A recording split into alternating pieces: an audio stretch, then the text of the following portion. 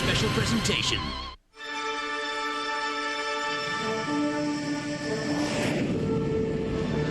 This is a presentation of Fox Sports. The United Airlines pregame show is brought to you by the people of United Airlines. We are united.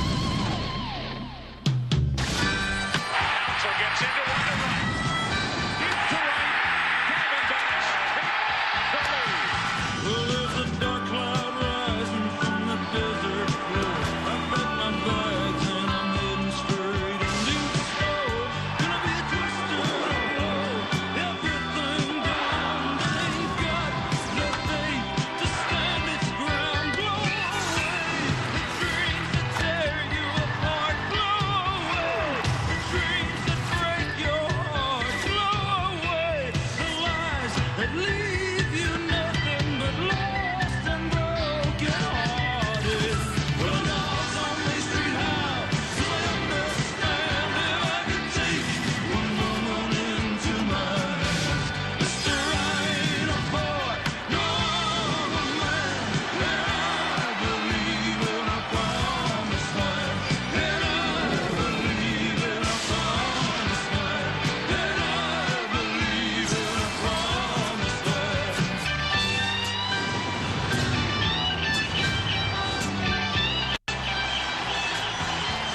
The roof starts to open, and we welcome you to Bank One Ballpark in Phoenix, Arizona. At the tail end of a long day of sports in this country, we at Fox are proud to present Game 2 of the 2001 World Series. It's the New York Yankees and the Arizona Diamondbacks, with Arizona up 1-0. I'm Joe Buck. Tim McCarver in just a moment. Well, everybody's talking about this 1-2 punch for the Diamondbacks in their starting rotation. Punch one, Curt Schilling landed right across the Yankees' jaw last night. Not only did he get the victory, but he kept the pitch count down. 102 pitches on the night, and according to Bob Brenly, that's like him shaking hands, so he's available in Game 4 if they want to go that way. Tonight it's Randy Johnson against Andy Pettitte, who has made 3 road starts in his World Series history with a combined ERA of 0. Can he help the Yankees split the first 2 games here, or will it be 2-0 heading to New York after tonight's game? For more on tonight's game and more about last night's game, let's go down to the field. Jeannie Zelasco and Kevin Kennedy. Joe, thank you. The pitching was superb. The hitting relentless. The pinstripes certainly look like World Series winners. Of course, these pinstripes were purple. The Yankees, you might say, were counseled in the desert, Kevin, as in Craig Counsell. Well, usually in the postseason, Jeannie, a role player comes up big, and that's exactly what Craig Counsell has done. Here's a guy that has to fight every spring to make a ball club. Bob Brenly gave him the opportunity, and Craig Counsell has delivered. Go back to the Atlanta series in the NLCS. Counsell was the MVP of that series with hits like this. You pitch him away, he'll hit it away. He'll go the other way. You pitch him in like the Yankees tried to do last night. He changed the momentum, down 1-0 in the first inning. Counsell got it back. He turned around him. You see the fastball in for a home run. Now here's a man that only hit 4 home runs during the regular season. He's already hit 2 in the postseason.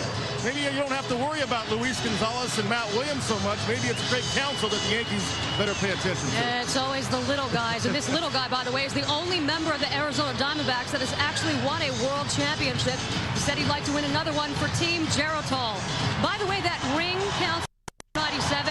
He keeps it in a closet at home, but he keeps the memories close to his heart. You know, I think it's more than anything. It's just something you carry with you. You know, you don't carry it, on the outside more. It's just you carry it with you on the inside, and that's what makes it so special. And these guys, the guys in the clubhouse, they all want the same thing, and I want it for them so badly. I think when we won Sunday night in Atlanta, the best part about it was, the looks on all those guys' faces. Mike Morgan, Greg Swindell, Mark Grace, Jay Bell, just how happy they were that, after 15 years and having accomplished everything, that this was the only thing that they really haven't accomplished. And the looks on their faces and the feelings that they had, that made it really, really special. All right, well, let's be honest. There was absolutely nothing special about Game 1 for the Yankees. They managed just 3 hits, the fewest they have managed in a World Series game in 38 years.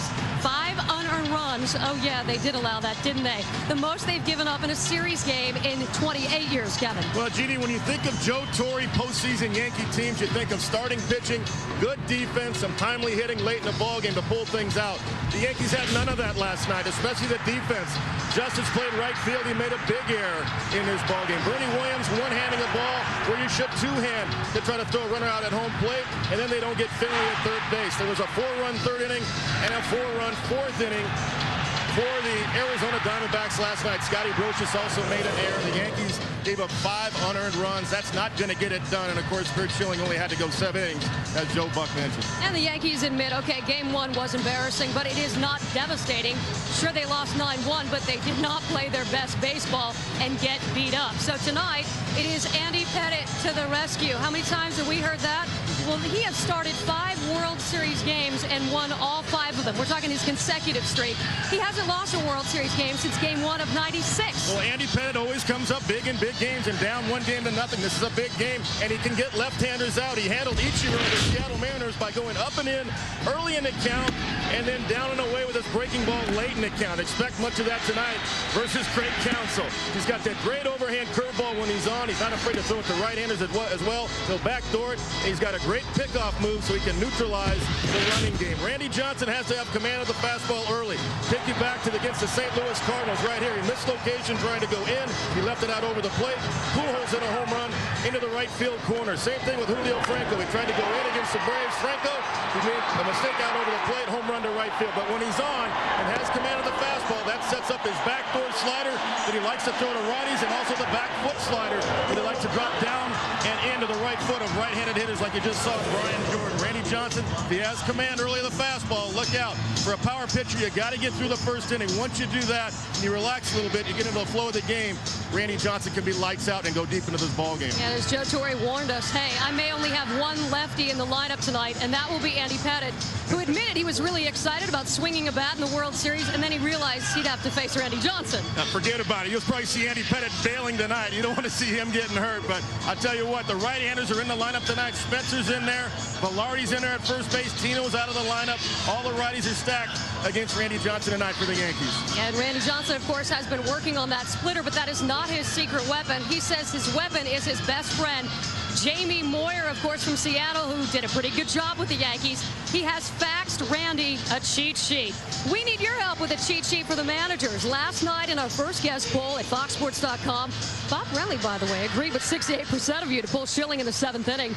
Tonight, we're going to give you the opportunity to first guess Joe Torre and Brenly again. So log on to FoxSports.com now and keep watching the game for your chance to vote. The road to the World Championship goes through Fox Sports. So does the road to the Super Bowl. James Brown is in Los Angeles with an NFL update. Just sliding into home plate, it's JB with the score. Thank you so much. As we gear up for Game 2 here in Phoenix, Ray Charles gearing up to perform. You don't want to miss that, and you don't want to miss this. After a full day at the office Saturday, Curt Schilling planned to lay low tonight. No such luck. He was honored with the Roberto Clemente Award presented by John Hancock for his work on and off the field. Garrick and Gabriella, his 2 kids, unveiling the sign. That's Grant, 2 years old, so he's just going to clap. Also a Subway Series reunion for Joe Torre and Bobby Valentine, accepting a special recognition award for the city of New York. As for the city of Phoenix, their Diamondbacks have a 1-0 World Series lead. But versus the Yankees, Bob Brenly knows all it means is we're up 1 game instead of down 1. Will they make it a 2-game lead? The journey continues next on Fox.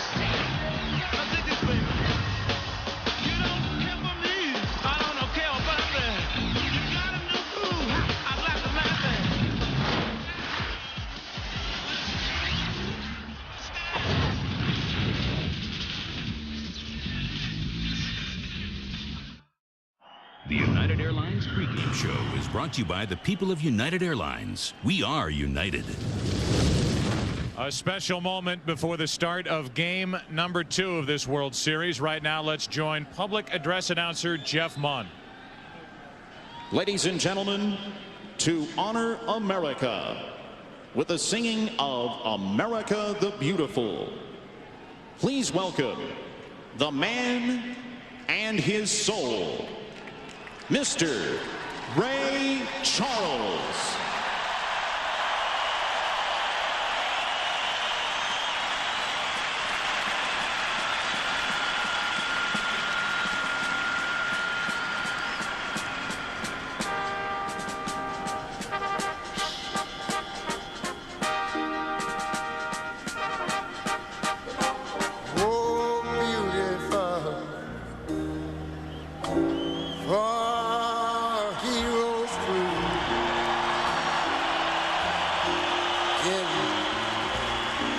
liberating strife.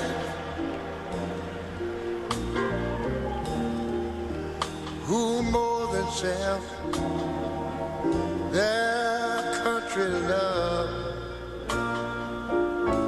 And mercy more than life. What I'm saying about the land, this America, sweet America.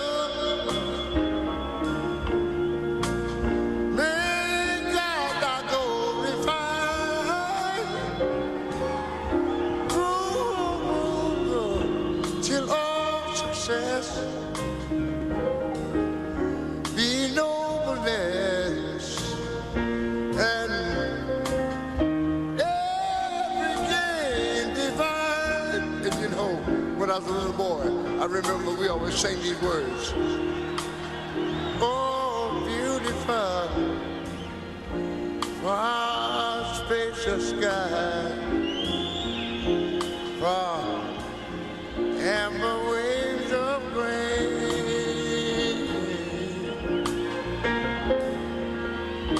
far purple mountain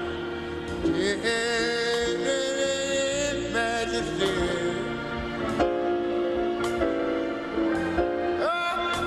Above the fruited plain.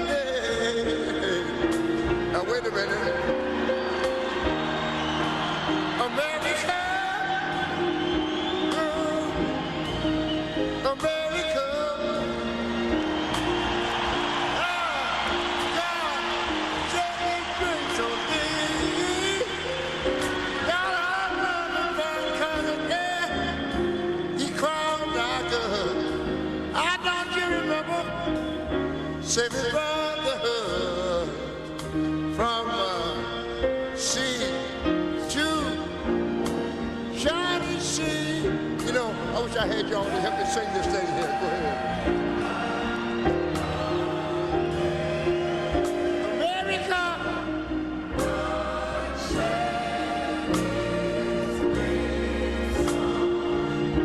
Oh, yes, he did. You ought to love him for it, 'cause he cried out good. He told me what.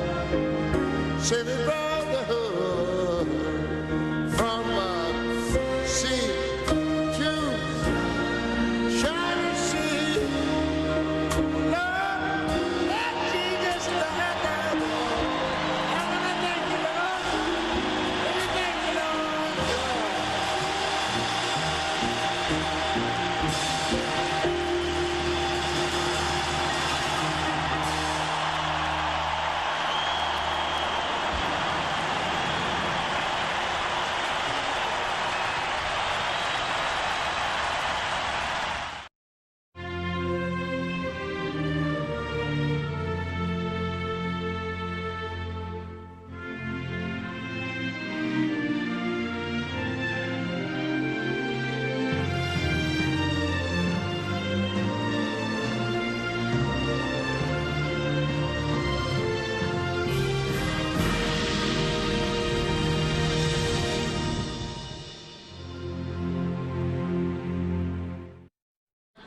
The United Airlines pregame show is brought to you by the people of United Airlines. We are united.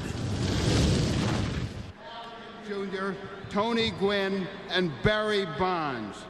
Tonight, I'm privileged to present the award to a player who in his great career has set numerous important major league records. Rickey Henderson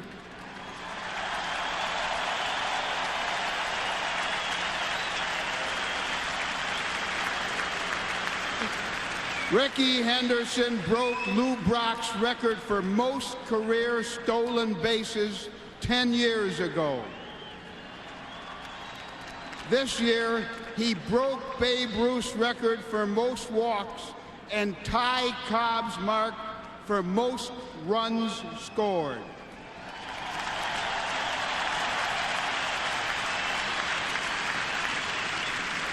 In addition, Rickey this past season became the 25th player in the history of our game to reach 3,000 hits. Congratulations, Ricky.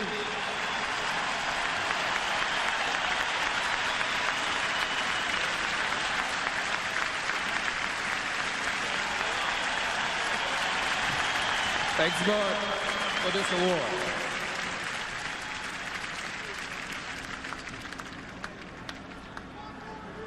I'd like to honor this award to my teammates because I don't think I could achieve all the records, all the goals that I have achieved in baseball without my teammates.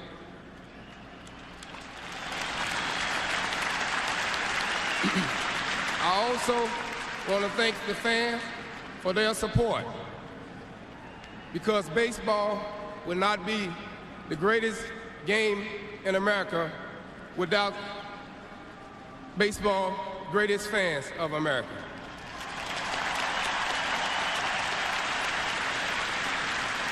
God bless America. Thank you. And now, throwing out tonight's ceremonial first pitch, Ricky Henderson.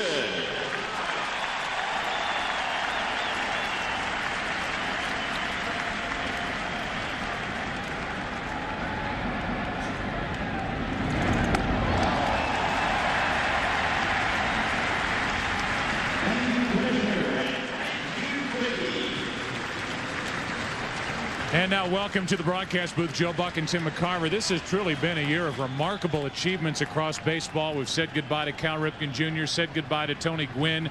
All that Barry Bonds did, he was honored last night. Ricky Henderson honored tonight for his wonderful career. We talk about this series and about this game and about last night's game. I mean, what the heck happened for the New York Yankees? A very atypical performance for the three-time defending world champion. Well, since the New York Yankees, Joe, were dominating in 1996, they have been a ball club with which to cope. They have been the intimidators.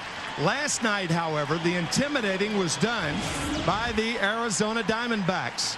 9 runs allowed by Yankee pitching, 5 of which were unearned, 2 errors, the most since 1981 in Game 6 when they lost to the Dodgers, and 3 hits, the fewest in a game since Don Drysdale beat them in 1963. So the question at the top of that graphic, who were those guys? For some of the Yankee lineup tonight, the question is, who are these guys? It's a very different looking lineup because of Randy Johnson on the mound for Arizona. And no one can alter a lineup like Randy Johnson. The 3 big left-handers, Tino Martinez, David Justice, and Paul O'Neill, are out of the lineup only 4 times since David Justice was traded to the Yankees a year and a half ago.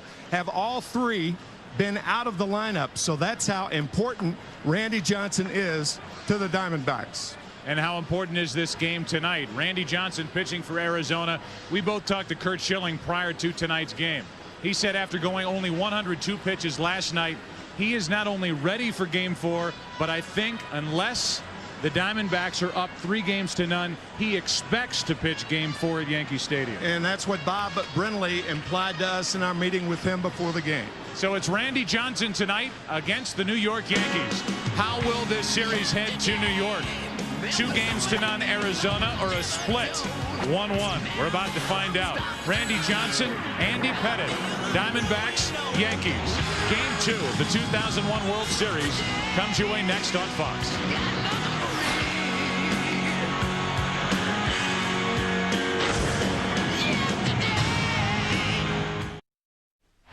The World Series on Fox is presented by Budweiser with the crisp, clean, refreshing taste you'll find in no other beer. This Bud's for you.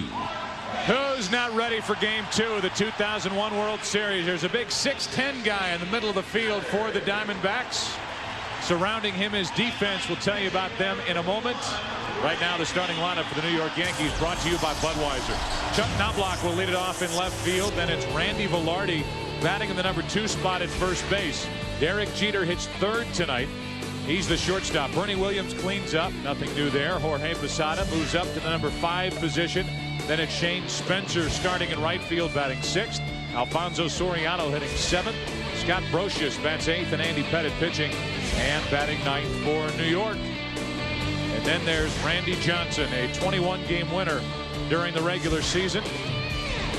And so far in this postseason, 2-1 with a fantastic ERA. And vying to win his 4th Cy Young Award, and he could do it this year. He led the National League in earned run average with a 2.49 mark. He's 2-0 against the Yankees. He beat the Yankees when he was with the Seattle Mariners in 1995 in the divisional series. Around him defensively, there's only one change, and that's Danny Bautista out in center field tonight as Steve Finley, because Pettit's making the start for the Yankees, takes a seat on the bench. Otherwise, it's Gonzalez and Sanders flanking Danny Bautista, with Williams, Womack, Counsell, Grace on the infield. Damian Miller catching Randy Johnson. One thing Randy Johnson will do tonight is slow himself down. Something he is conscious of. He is trying to make sure that he doesn't rush his pitches to the plate. His pace will be slower than normal. This broadcast also available in Spanish by utilizing the SAP button on your television as Randy Johnson makes his first World Series start. The first of the night to Knobloch. Strike one.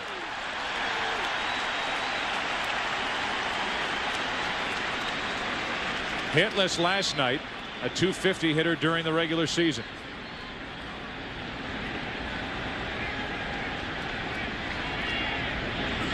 Strike two. 93-mile-an-hour fastball. He has a very good slider. Randy Velarde on deck. He'll play first base tonight. You mentioned the slowing down of Randy Johnson. Nobody has helped Johnson more this year than Curt Schilling, his teammate.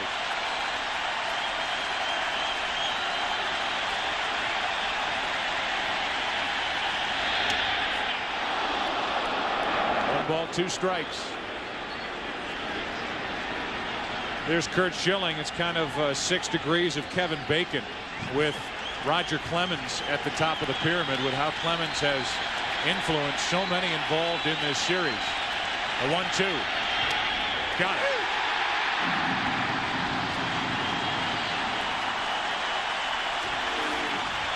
After 3 fastballs, the slider gets Knobloch. 372 strikeouts for Randy Johnson. 3rd all-time behind Nolan Ryan and Sandy Koufax in a year. Brings in Randy Velarde.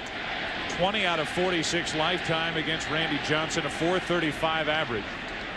And he has had some postseason success against Randy Johnson as Tino Martinez hangs over the railing in front of the Yankee dugout.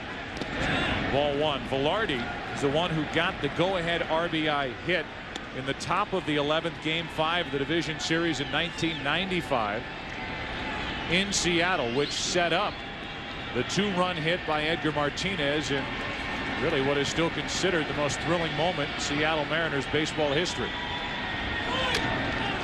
Not much of a swing. Randy Johnson. Mark Grace was pleased to get a 102-mile-an-hour fastball on the other end of that. 2 out. 2 check swings by the Yankees so far. One by Knobloch, who didn't make contact, and meet contact by Velarde. And there's that 102-mile-an-hour fastball to Grace. Might be his best fastball of the night. So Velarde in there because of his history against Randy Johnson, and like we talked about last night, you can have had success against Randy Johnson or against Curt Schilling, but at this stage in each pitcher's career, these are different pitchers than these Yankees have faced in years gone by. No question about it. 2 out, nobody on. Derek Jeter at the plate, batting in the number 3 spot. He is in a prolonged slump. With his work in the ALCS and his work last night, he is only 2 for his last 20.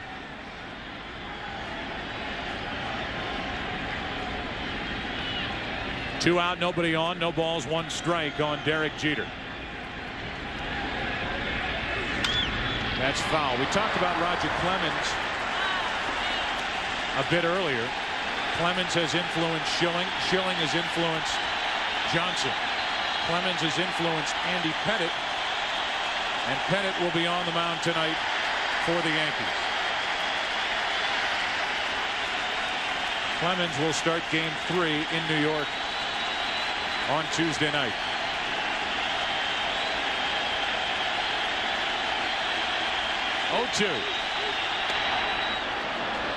The ball and 2 strikes. 97 miles per hour. And it's deceptive because Randy Johnson is 6'10".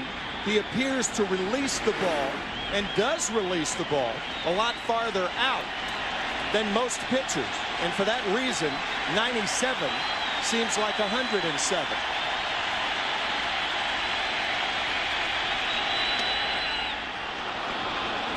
Two and two. You can see 95 miles per hour at the top of your screen in the Fox box. The count 2 balls, 2 strikes, 2 out in the inning. We're in the top of the first. Nobody on base. Top left-hand corner of your screen, and we are just underway, no score. Knobloch struck out. Velarde bounced back to Johnson. And it's a 2-2 count on Jeter.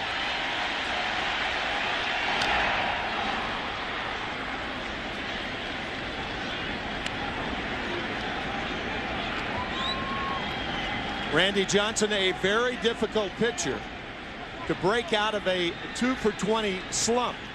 Derek Jeter only 2-for-17 against Seattle in the American League Championship Series. 0-for-3 last night. Got his hands full here.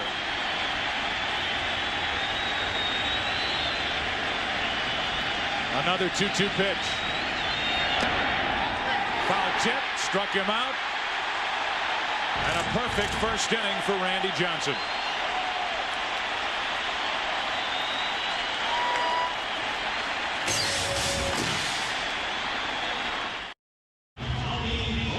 Andy Pettitte has his hands full here tonight, matched up against Randy Johnson. Here's the starting lineup for the Arizona Diamondbacks, brought to you by Budweiser. They lead it off with Tony Womack, the shortstop. Craig Counsell bats second at second. Then it's Luis Gonzalez hitting third. Reggie Sanders, the cleanup hitter. Danny Bautista is batting fifth, with Matt Williams hitting sixth. The number 7 hitters, Mark Grace, Damian Miller, then Randy Johnson, who was 8 out of 80 swinging the bat during the regular season. And here's Andy Pettitte, a 15-game winner during the regular season.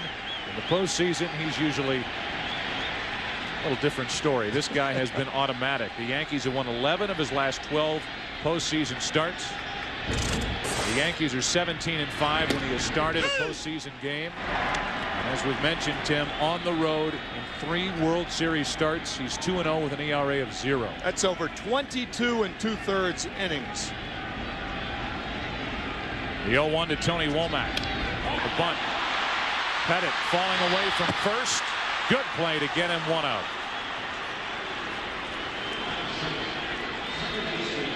We have had 4 hitters hit tonight, and we've had the ball travel about 60 feet. The check swing by Velarde, and now the bunt by Womack. Andy Pettitte off balance, and a fine throw to just get Tony Womack. Pettitte, a different pitcher, obviously, than Randy Johnson. Of course, every pitcher is. Andy Pettitte, for the most part, tries to make the hitter put the ball in play. Johnson tries to miss the bat. When you look at the starting lineup for Bob Brenly's Diamondbacks, he starts it with 3 left-handed batters in the top 3 spots. This is a different Andy Pettitte against left-handed batters than he was, let's say, in 1996, 97, or 98. That's because he's coming inside the left-handers more. That's on the outside corner to Counsell, strike 1. Counsell homered in the first inning last night to tie the game 1-1. And then the Diamondbacks went on to score 8 more. Time called prior to the pitch.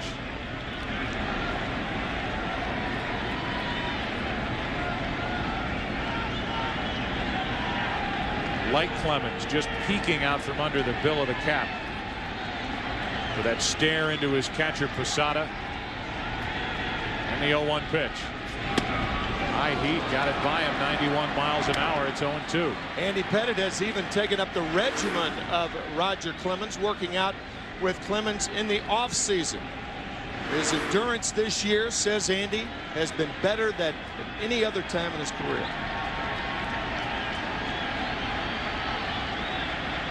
And 0-2.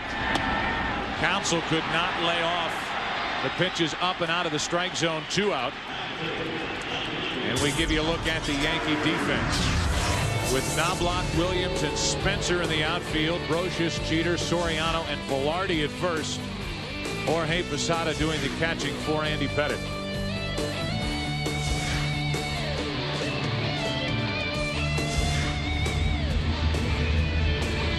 So with 2 out, nobody on, the batter will be Luis Gonzalez.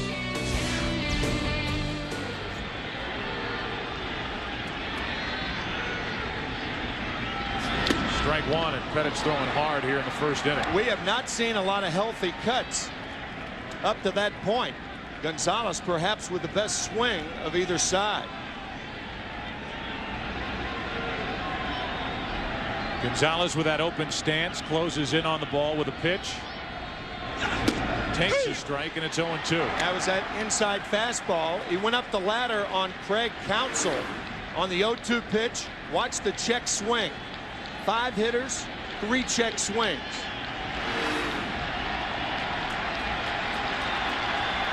Now an 0-2 to Gonzalez. How about this start? 2 strikeouts for Johnson, 2 strikeouts for Pettitte. Second inning, game 2. No score.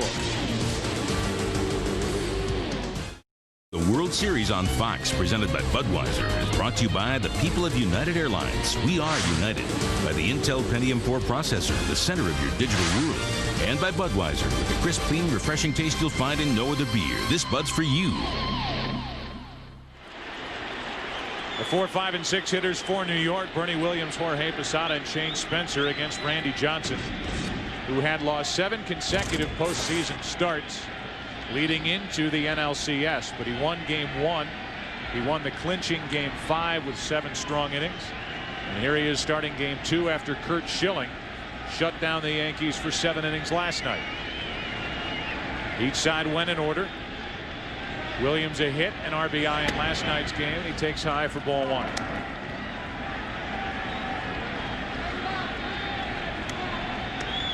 Not only a concerted effort, Tim, during the action for Randy Johnson during the half inning when he's pitching, but even warming up prior to the half inning. That's true. Randy Johnson is just taking his own sweet time before getting back up top and bringing another pitch. A lot of deep breaths and another check swing by Yankee batters.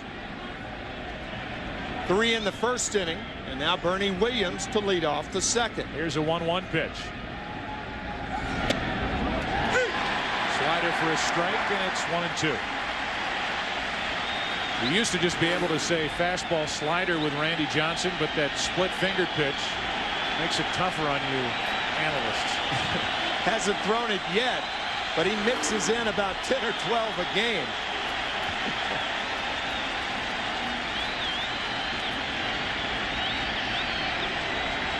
Two strikeouts so far for Randy Johnson.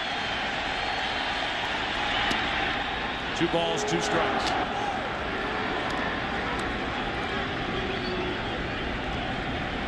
Jorge Posada waits to hit next. 12th postseason start for Johnson, first in the World Series.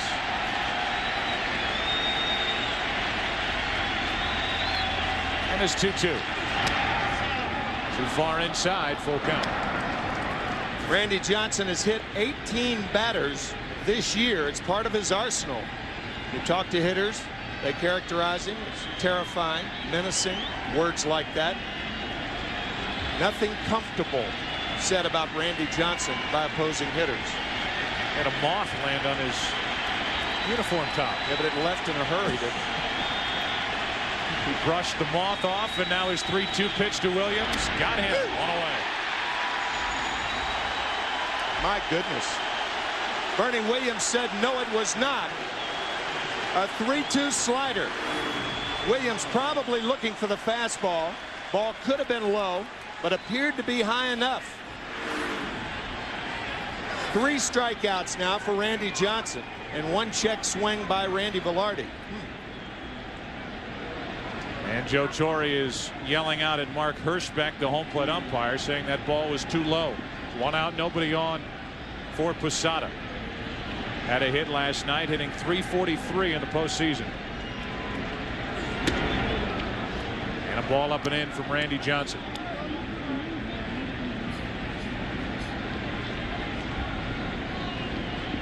That look from a manager who has a 16-4 record during World Series play with this group.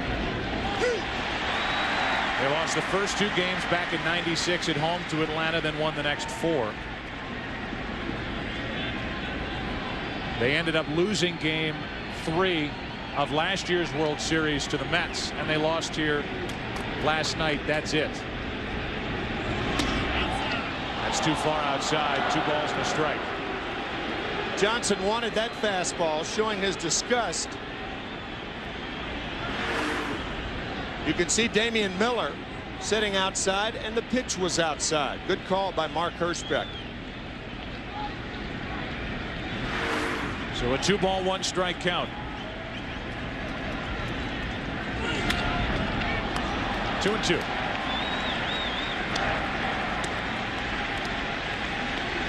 Shane Spencer next. And this crowd will crank it up, expecting to see strikeout number 4 on the night.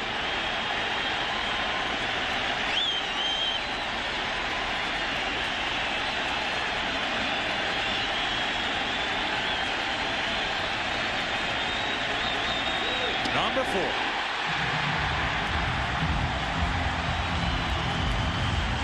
In the first inning, this is what happened to Yankee hitters. Chuck Knobloch, check swing. Randy Velarde, check swing. Derek Jeter, check swing.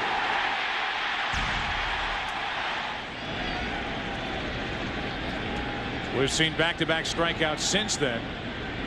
4 on the night for Randy Johnson, and Shane Spencer will dig in. Shane Spencer, who spent 8.5 years in the minor leagues before bursting onto the big league scene back in '98 with 8 September home runs and 10 down the stretch for that World Championship team. Gets a start against Randy Johnson, took a slider for a strike, and it's 0-1.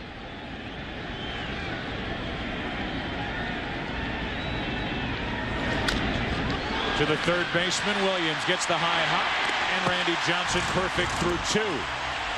Now it's Andy Pettit's turn to try to answer that. Bottom of the second in the desert, no score. The World Series on Fox, presented by Budweiser, is brought to you by the AIG Company, world leaders in insurance and financial services. By Goodyear, reminding you to take all your journeys on the wings of Goodyear. And by MasterCard, there are some things money can't buy. For everything else, there's MasterCard. Welcome back. Bottom of the second inning. Beetlejuice, Beetlejuice, Beetlejuice. It's getting to be that time of year. Halloween only 3 days away. Reggie Sanders will lead it off for Arizona in the bottom of the second.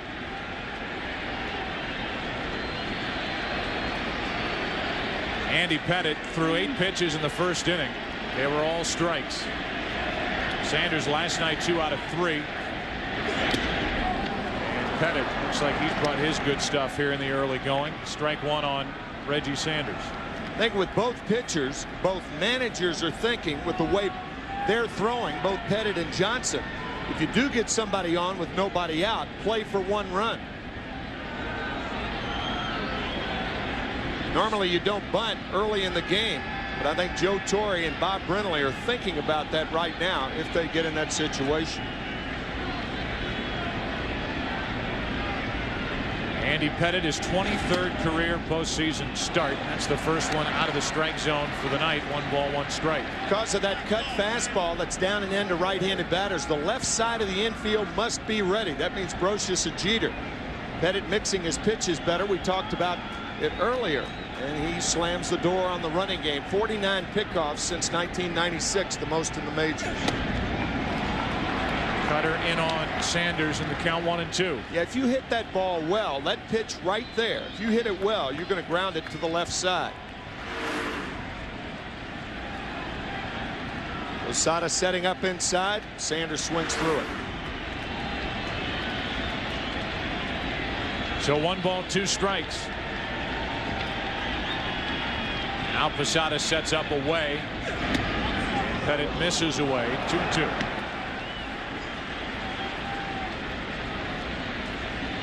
Danny Batista waits on deck, then Matt Williams.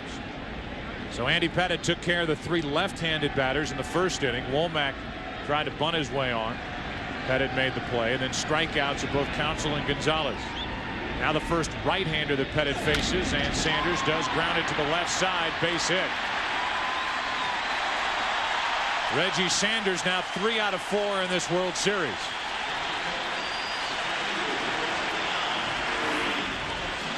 Sometimes it's because a hitter does not hit it hard that he gets to first. High chopper. Jeter had no choice, not with the fleet-footed Sanders.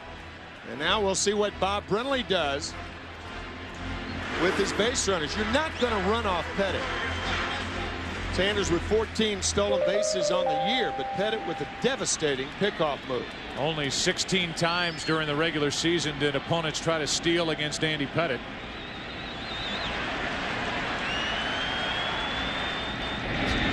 Into right center field, off the bat of Batista and all the way to the wall. Sanders motoring around third. They bring him to the plate. Soriano's throw late, 1-0 Arizona.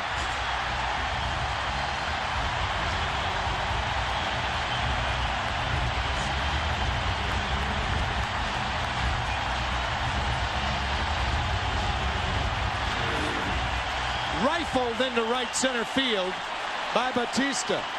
Chris Spire, the third base coach, who was interesting. He had his left hand holding Batista at second base and the right hand waving Sanders around. But because the throw was home, now look at Batista. Chris Spire had the left hand out and the right hand in that windmill motion.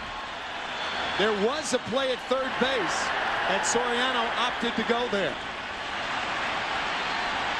Now the infield will come in with Danny Batista at third and nobody out. Matt Williams at the plate. Runner holds. Brocious takes care of Williams, 1 away. So Danny Batista, 29-year-old outfielder who has bounced around in his career. Detroit, Atlanta, Florida, now Arizona. First full year in Arizona, gets his first World Series at bat and lines an RBI double, and that's what they're calling it, a double into right center field. Now it's Mark Grace. Infield still in, runner at third, 1 out. I think that accentuates the point that Soriano did have a play on Batista had he opted to go to third base. But the throw home allowed Batista to go to third easily. You're not going to get many chances to score. Bob Brenly knows that.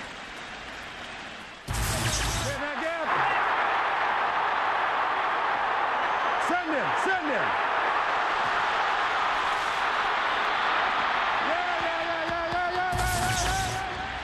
Now a chance for another. It's up to the veteran Grace. Soriano juggles it, throws home, out for the second out of the inning.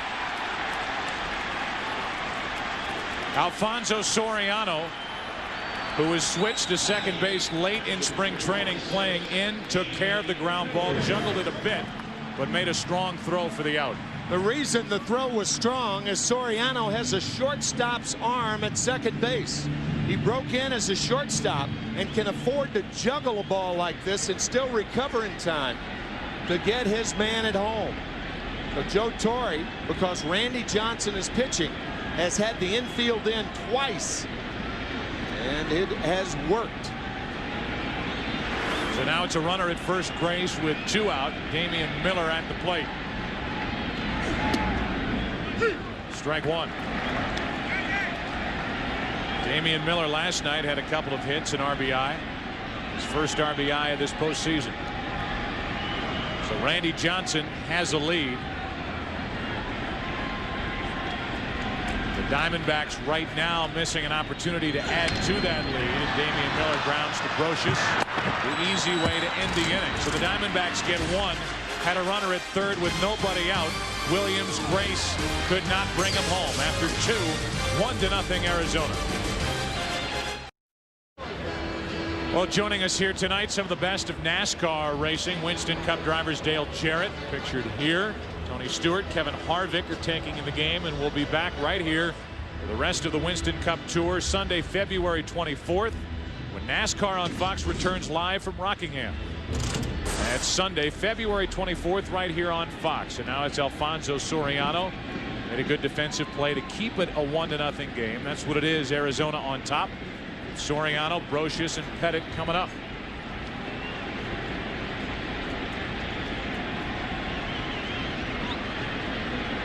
So far, no base runners for the Yankees, and not much in the way of contact. Strike one to Soriano. Normally, Bob Brenly would not have sent the runner in from third with the infield in, but with the bottom of the order coming up, Brenly considered it a good chance, and it's good baseball to do that. 1 ball, 1 strike on Soriano. Reggie Sanders with a base hit, an infield hit, scoring on the RBI double by Batista. We talked about this earlier in the postseason. Bob Brenly has said that Batista's kind of been his good luck charm. Every time he puts him in the lineup, he either makes a big catch, he makes a big throw, he gets a big hit.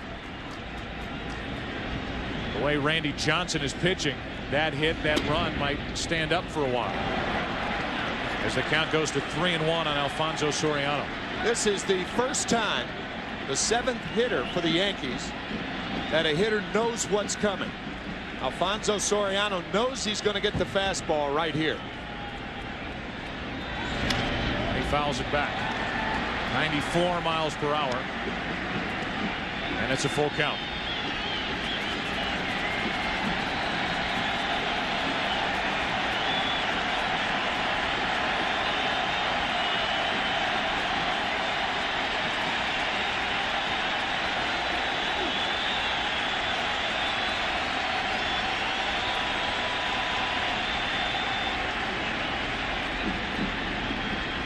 .372 strikeouts during the regular season. 4 tonight in the World Series, and now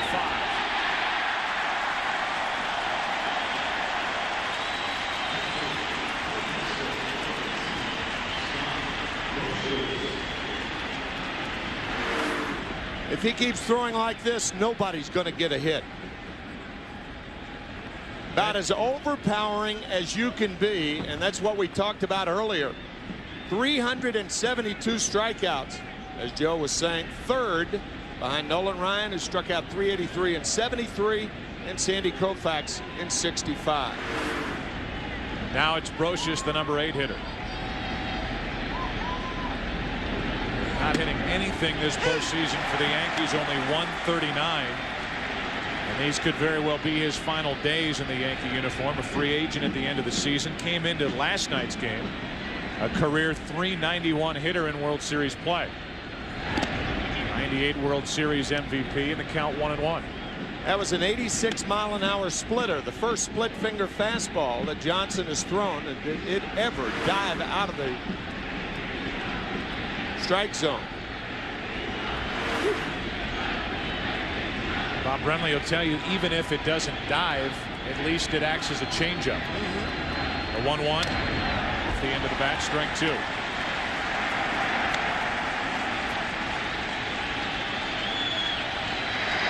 get the feeling we might be digging into history books here before the end of the night. We were talking between innings about the stuff he has shown so far. Off the hands, a defensive swing, and the count still 1-2. Randy using the glove, pointing to himself, saying, "My fault. That was a hanger." Really the worst pitch that Randy Johnson has thrown so far. Got under the slider. A 1-0 Arizona lead. 1 out, nobody on here in the 3rd inning. 2 out. Used to be just fastball slider for Randy Johnson. Now it's fastball slider splitter. Here's Randy Johnson talking about the split fingered pitch. It's great when I have a good slider and a good fastball on the same day, but some days I may only have a good fastball, my slider's just not quite there, so it's easy for a hitter to sit on my fastball and just let my slider go by it. But now if I can throw my fork ball or split or whatever they want to call it, and I can throw it for strikes, maybe throw it 5 or 6 times in the game, at least I have a hitter going back to the dugout saying, hey, he's throwing something different. The unenviable task for Andy Pettitte. Throws left, bats left, has 1 career hit to his credit, matching up against Randy Johnson. The ball has not left the infield, and Johnson is 1 pitch away from strikeout number 7. Terrifying stuff. My goodness.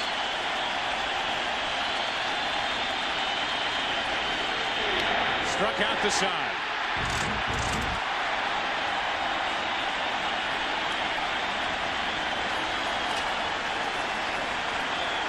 He got Soriano. He got Brocious. And he gets Pettitte. Bottom of the 3rd, 1-0 Arizona.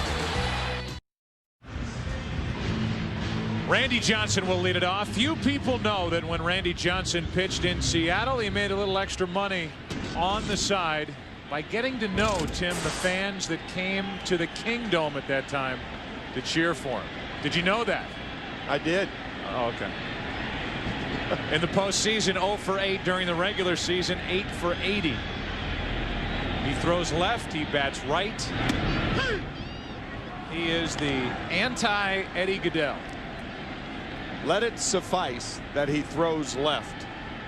He swings right. Swings right. 8 for 80 on the season. No balls, 2 strikes. When you're Randy Johnson, you don't care about your hitting. You care about your at-bats. And usually he gets 3 or 4 at-bats a game, which means he pitches deep into the game. Exposes that left arm as he hangs over the plate, although it's protected by that thing on his elbow. He'll need a new bat next time. And he's 0 for 1. Randy Johnson and his days in Seattle. Little extra side just money. getting away from him. A lot of people wonder what pitchers do when they're not playing. I, for example, have a paper route.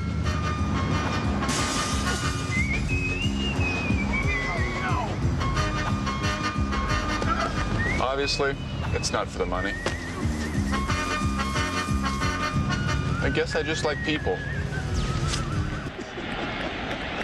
The lovable Randy Johnson. Unless you're in the batter's box trying to get a hit against him. 1 out, nobody on here in the 3rd inning, and Tony Womack steps to the plate. Tried to bunt his way on his first time up, and Pettitte made a good play off the mound to get him. Hitting only .214 in this postseason. Still has one of the more thrilling swings for the Diamondbacks in this tournament back in the division series. Game 5, the 9th inning flare into left center field to bring home Danny Batista and propel the Diamondbacks into the NLCS. His only RBI in postseason. A 1-1 on the outside corner, 1-2.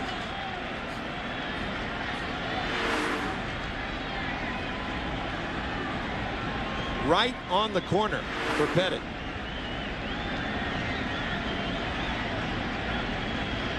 On 1-2. Womack laid off.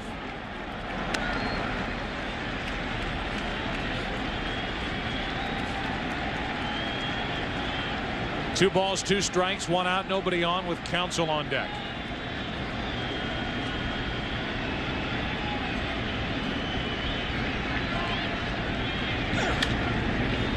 Little pop up, Brocious just out of his reach.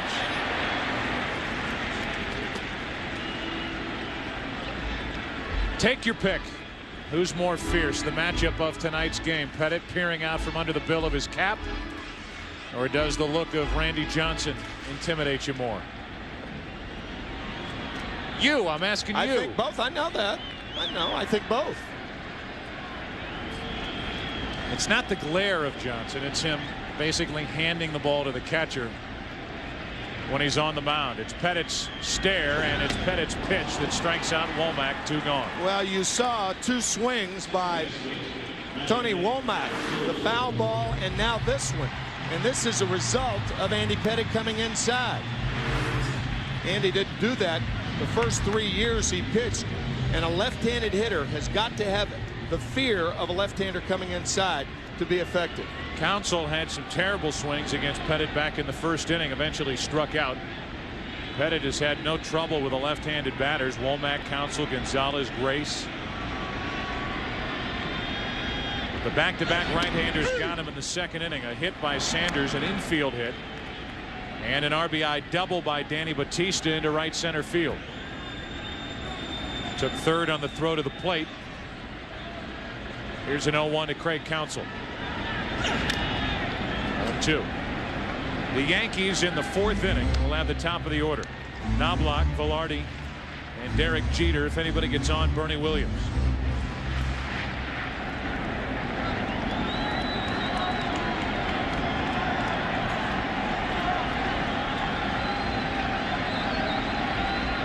Pettitte has struck out 3.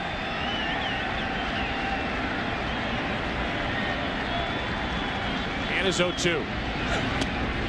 He has made Counsell look bad tonight. 4 strikeouts, a perfect third inning for Andy Pettitte. Now the top of the order in the fourth. 1-0 Arizona.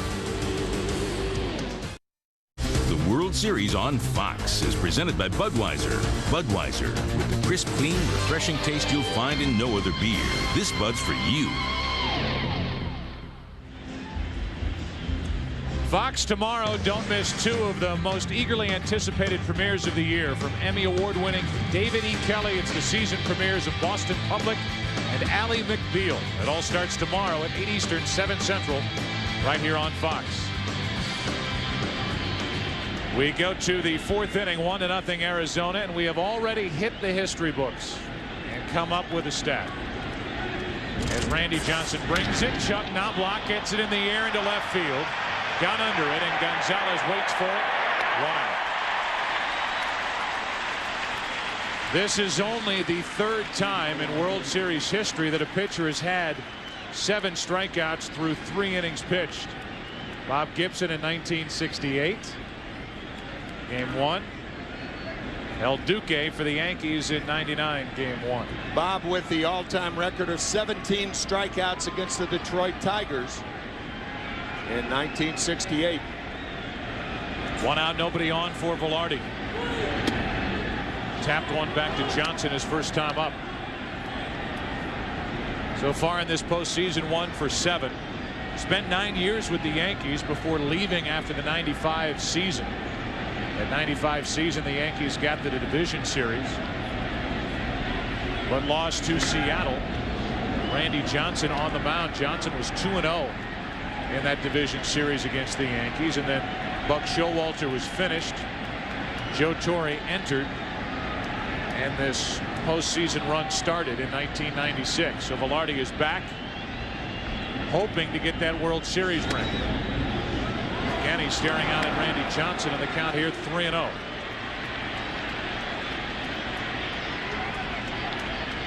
First time that Randy Johnson has run a 3-0 count to a Yankee hitter.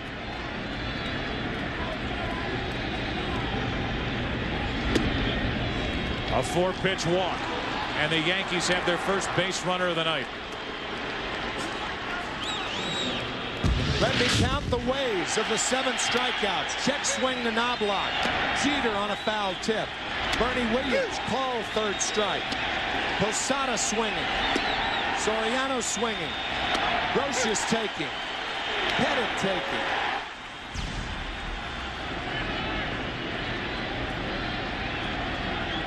Major league record with his strikeout ratio, but right now, after striking out 7 the first 3 innings, he got Knobloch on a fly ball to left, walked Velarde, and here's Jeter. And there's ball 1, 5 in a row out of the strike zone from Randy Johnson.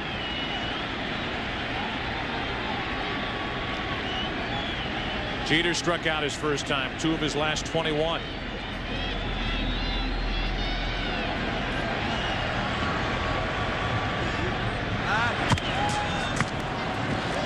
The Yankees, when they get the opportunity, plan on running against Randy Johnson. Joe Torre telling us before the game he's got to get somebody on first. If he can't run from home plate. No. Got to get somebody on, and Velarde is on with a 1-out walk. To the left side, Womack to Counsell. 2 out. Velarde came in hot with that left foot up and no chance to turn 2. Womack trying to get the ball out of the glove. And sometimes the second baseman becomes a first baseman with Counsell stretching off the bag, just like Mark Grace would do at first. So now it's Jeter at first, and more of a running situation than it was with Velarde. Bernie Williams at the plate. Williams struck out looking on a pitch that he thought was low back in the second inning. Randy Johnson does not have a good move to first base. It's very readable. Strike 1.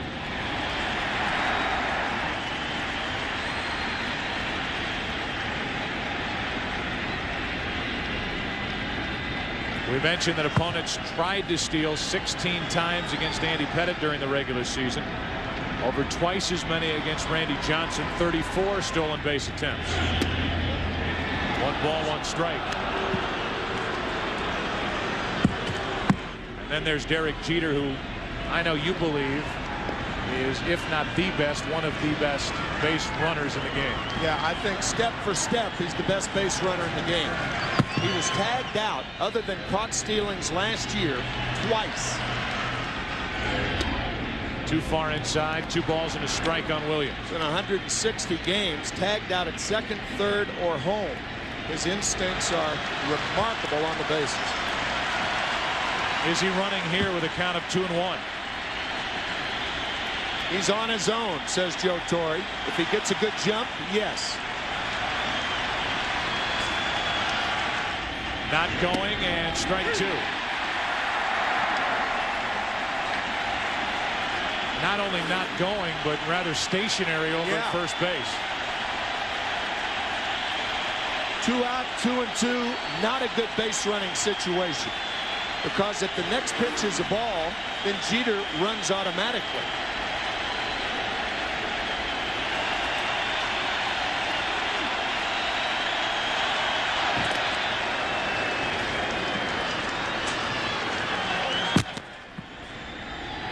Yankees still looking for their first hit. It's a 2-ball, 2-strike count on Bernie Williams with Jeter at first, 2 out.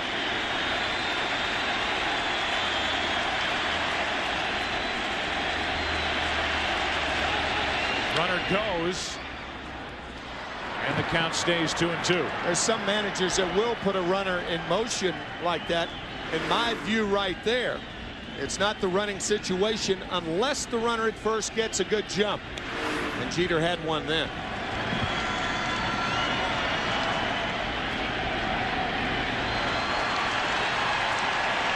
Mazzillian behind Jeter, talking to him. Now back into the coaching box.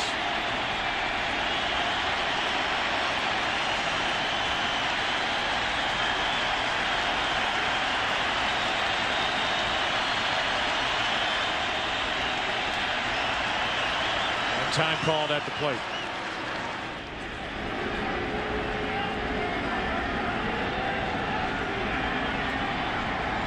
With Randy Johnson throwing as hard as he has been throwing, the Yankees' best chance for a long ball is something down in the strike zone, not up. Jeter stays put. Ball 3 on Bernie Williams. They appealed down to first, and Dale Scott said that Williams held up. Can't tell about the height from that shot, but it did have a corner, and now Mark Grace is playing behind Jeter at first base.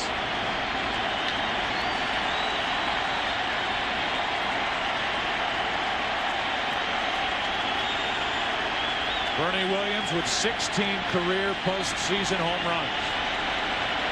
3-2. 2-hopper to Womack. Inning over, and the Yankees still without a hit. They get their first base runner a walk, strand their first, and we go to the bottom of the 4th. Here at Bank One Ballpark, 1-0, Diamondbacks. Luis Gonzalez first up for Arizona here in the 4th inning. 1-0. Diamondbacks on top. On the RBI double by Batista back in the 2nd. Gonzalez, then Sanders, then Batista against Andy Pettitte. Did allow the run in the 2nd inning, but did a terrific job of pitching to limit it to a 1-run inning. Strike on the outside corner. Gonzalez hit .312 during the regular season against left-handed pitching. He is the number 3 hitter in this Arizona lineup. Doesn't matter who's on the mound. 1-1. 5 years ago, Andres Galarraga, who ended this season with the San Francisco Giants, opened his stance and had marvelous results. So has Luis Gonzalez. 1-2. 4 years ago, on the left, you can see Gonzalez not nearly as open with that right foot pointed toward first base as he is now.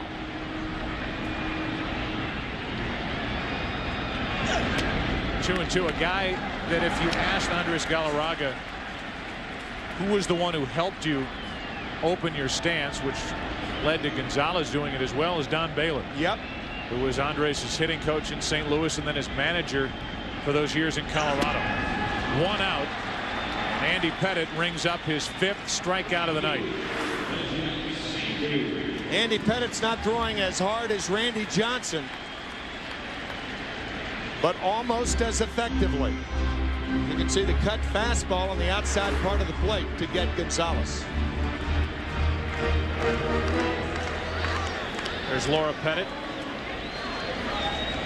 Andy's wife, as Andy works with 1 out, nobody on here in the 4th inning. The next 2 guys responsible for the only offense of the night. Reggie Sanders with an infield hit, a bouncer to the left side that Jeter put in his pocket. And then Danny Batista with an RBI double into right center. That is all. And then Batista was standing at 3rd with nobody out. Williams grounded out. Grace grounded into a fielder's choice and out at the plate. And Miller bounced out. Off the hands, a weak pop up, and Velarde hauls it in, 2 out. And once again, from Joe Torre's standpoint, from a strategic standpoint, it was the right thing to do. Torre realizing that the Yankees are not going to score a lot against Randy Johnson, so he pulled the infield in, and that saved at least 1 run. With 2 out, nobody on, here's Batista. He came up with a big hit in the clinching Game 5 of the NLCS in Atlanta, and obviously has the only RBI tonight. Last time up, a double to right center field. Scoring Reggie Sanders, the only run of the night.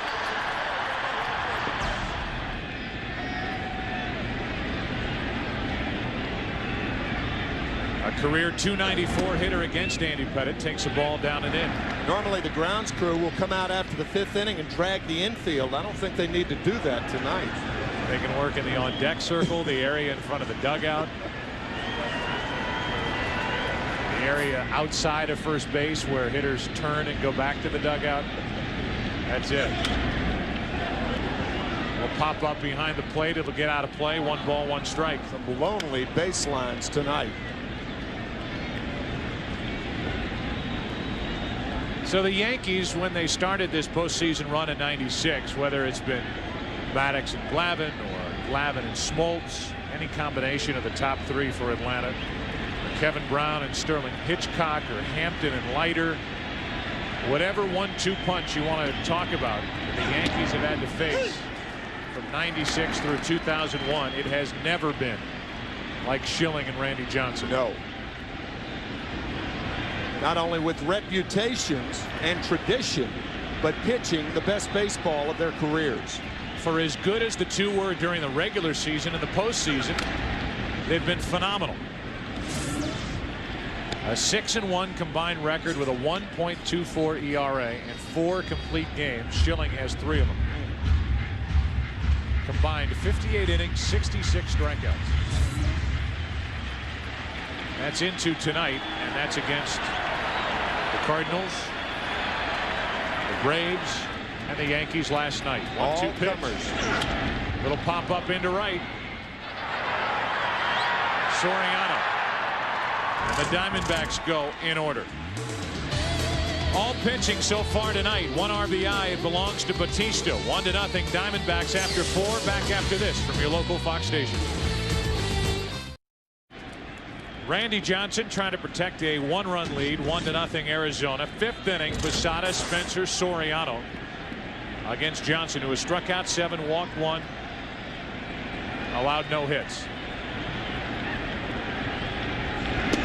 And a slider slips into the strike zone for strike 1. Slipped and swept. That sweeping slider that starts off the plate away and breaks late. 1 ball, 1 strike on Posada, who struck out his first time up. 38-year-old left-hander Randy Johnson, following the 34-year-old Curt Schilling to the mound. He won game 1. Posada with the first hit of the night for the Yankees goes the other way, and New York has its leadoff man on. Prior to the game, hope you caught it, one of the great American artists, Ray Charles, sang "America the Beautiful," and his reaction to the crowd's reaction for his rendition. So touched by what he heard from the fans here in Phoenix.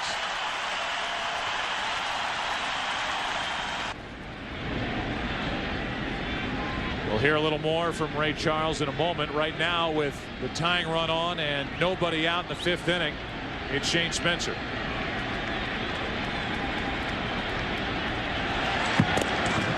Posada with a 2-step lead, back easily. Not a running situation for the Yankees. Posada a slow runner at first base. Didn't want to hit and run against Randy Johnson anyway. It's too hard to put the ball in play on the ground. Inside for ball 1.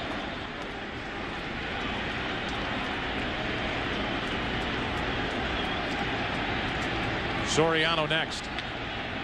We talked in the open about the pitching situation for Arizona. Schilling in game 1, Johnson here in game 2, Brian Anderson in game 3. Good play by Miller to keep the ball at the plate. The plan is to throw Miguel Batista in game 4 unless the Diamondbacks are down 2-1, maybe even up 2-1. The only situation, at least in our opinion, and from talking to Curt Schilling, where Curt will not pitch is if Arizona's up 3-0. Bob Brenly is leaving that option open, obviously, but with Schilling throwing on only 102 pitches last night, if they're up 2-1, I think he starts on Wednesday night. Here's a 2-0 pitch. Spencer pounds it foul down the left field line. Shane was waiting for that pitch, got it, but pulled the trigger too soon. Only the second predictable pitch that the Yankees have had to hit, because Johnson has been on top of all the hitters, and Spencer out in front pulls it foul. So now it's 2-1.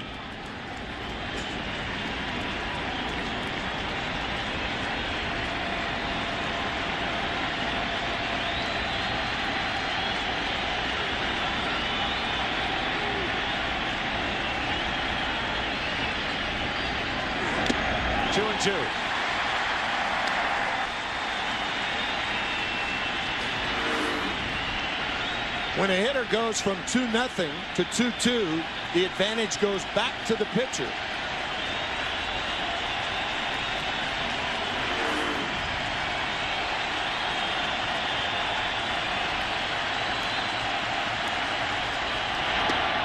One out. They're loving it here in Phoenix. Ain't that love on our MasterCard fan cam from Ray Charles. When you sigh, I wanna sigh with you. When you cry, I wanna cry some too. Now ain't that love? Oh, ain't that love?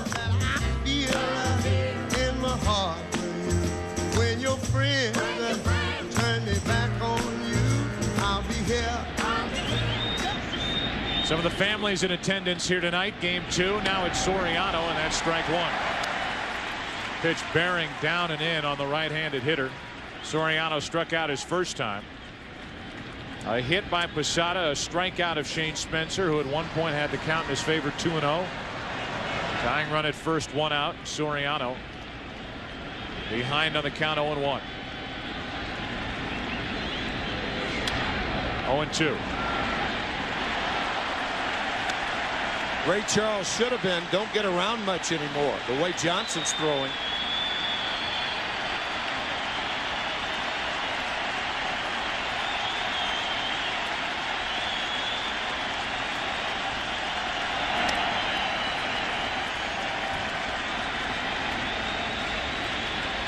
Top of the 5th inning. Johnson in search of strikeout number 9.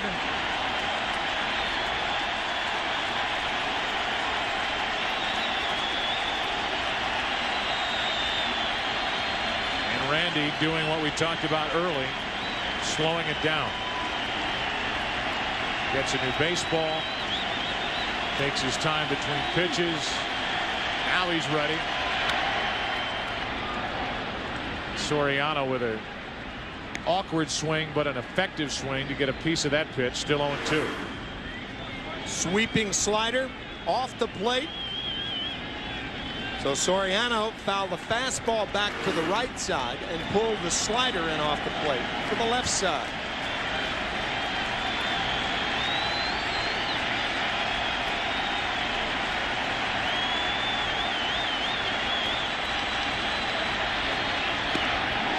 Two out, strikeout number 9.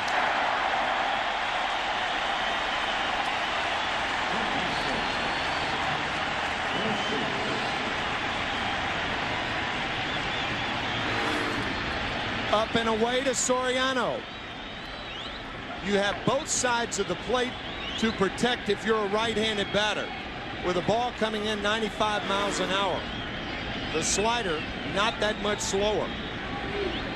Randy Johnson struck out 20 on May 8th here against Cincinnati. It was an 11-inning game. He was gone after 9 in an eventual 4-3 Arizona win. Brocious lifts one into left field. Gonzalez there. And we are halfway through game number 2 of the 2001 World Series. From the Diamondback side, so far a series dominated by Arizona pitching. Bottom of the 5th, 1-0 Diamondbacks. The World Series on Fox, presented by Budweiser, is brought to you by John Hancock, official sponsor of Major League Baseball, by NASDAQ, and by Warner Brothers' new motion picture Heist in theaters everywhere starting Friday, November 9th. Welcome back to Phoenix. In the 70s at the start of tonight's game. Up in the 90s during the day. Yesterday, as we mentioned, here in the desert, a record high of 98 degrees. It's Sunday, October 28th. It's game 2 of the 2001 World Series, and it's Matt Williams leading off for Arizona in the bottom of the 5th. The Diamondbacks up 1-0. Desert air, Joe. You'd think the ball would be carrying, but nobody knows. The Yankees have hit 2 balls out of the infield, both fly ball outs. And the Diamondbacks, meanwhile, have hit 1 ball out of the infield. That was a double to right center by Batista to drive in the only run of the game. No balls, 1 strike on Matt Williams, who missed an RBI chance his first time up. Bounced out to third with a runner at third. This time he's on with a leadoff hit. 3rd hit of the night for Arizona. A real hanger from Andy Pettitte, right around the letters, not a lot on it. And Matt Williams with a leadoff single here. Interesting situation with Grace up there batting 7th. I don't think Bob Brenly would opt for the bunt right here, not with the catcher and pitcher coming up. It's a good time to hit and run. Grace takes a strike. The thing about Pettit, you don't want to get too far off of first base because of that move.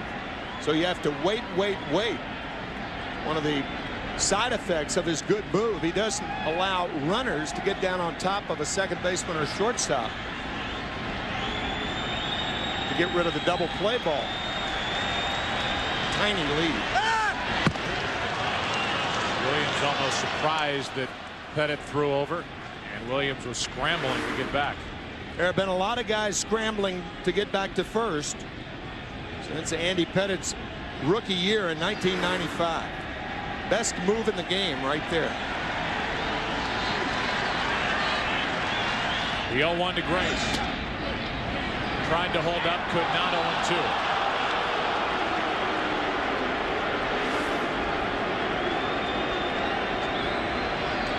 So with 2 strikes on Mark Grace, for the most part, unless it goes 3-2, you're not going to send the runner. You can see from that replay that Mark Grace had his back foot actually out of the batter's box.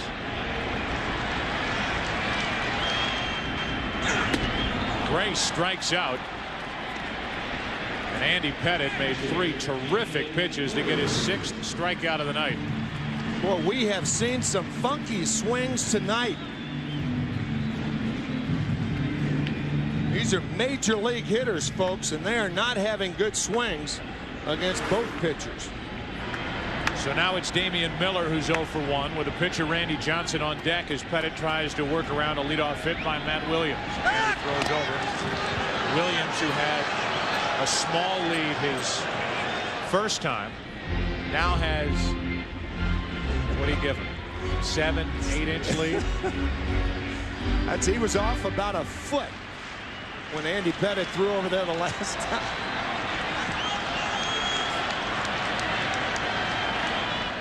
One on, one out. Miller takes a strike over the outside corner. Not only is the lead short, but you can see Matt Williams kind of leaning back toward first base. Almost softball rules with Andy Pettit on the mound. Pettit making his 7th World Series start. Has a World Series high 6 strikeouts. We're only in the 5th inning. And he's on his way to another as he runs into 0-2 on Damian Miller.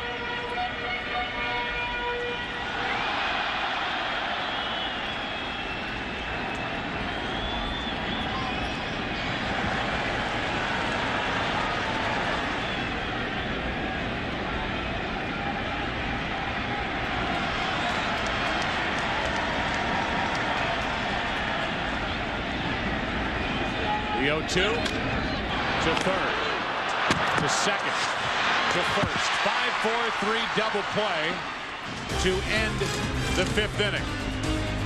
We go to the 6th. Yankees will have Pettit to start it. They trail 1-0. The World Series on Fox is presented by Budweiser.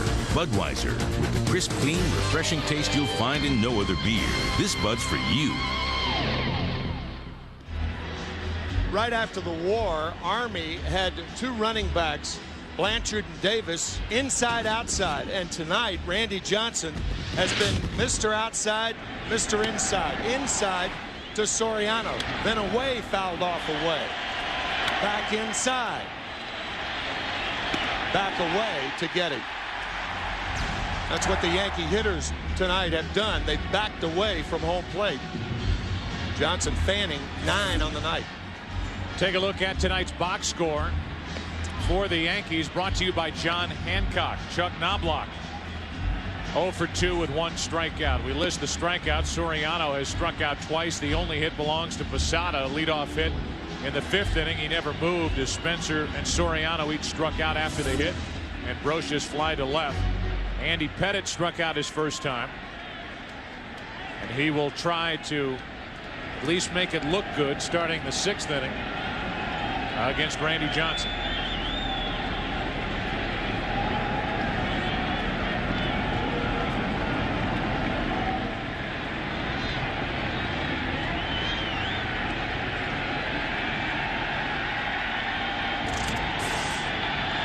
The bunt attempt. Matt Williams with a bare hand, pick up and throw, 1 out. Good effort, good try by Pettit, but Matt Williams equal to the task, one away. Matt Williams very deliberate with this throw to first base, knowing that Andy Pettit has not run the bases. So why hurry the throw? Bare hand pickup, nice play.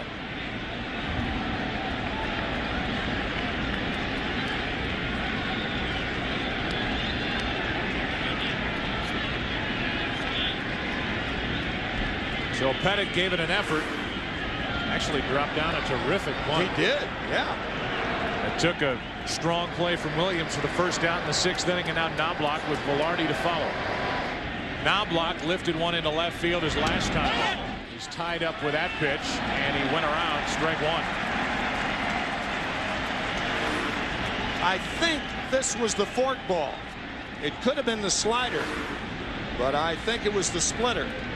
Randy Johnson has thrown 4 or 5 splitters tonight.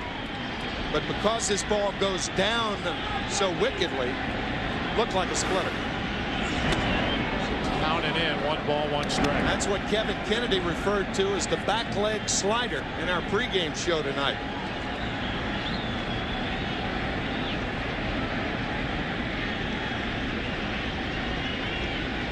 The Yankees have 1 hit, 1 walk. Knobloch with a 1-1 pitch, pops it up. Behind the plate, Damian Miller did not make the catch as it glanced off the screen. Bob Brenly's going to argue, but you could hear it.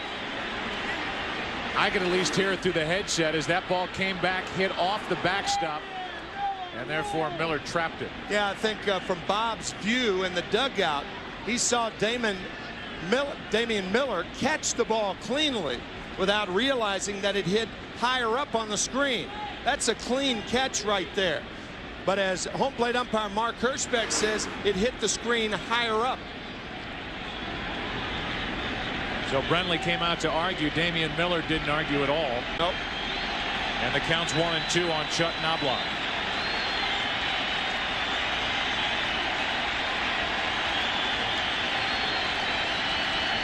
With 1 out, nobody on. Knobloch is the 2nd out.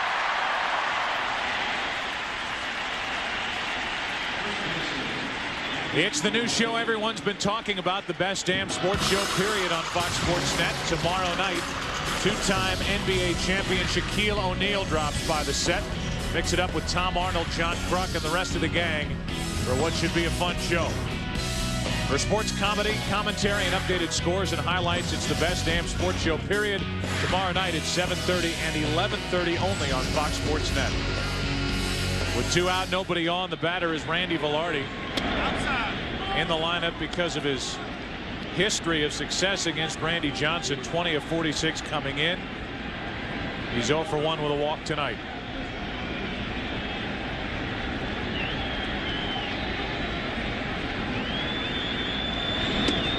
One ball, 1 strike.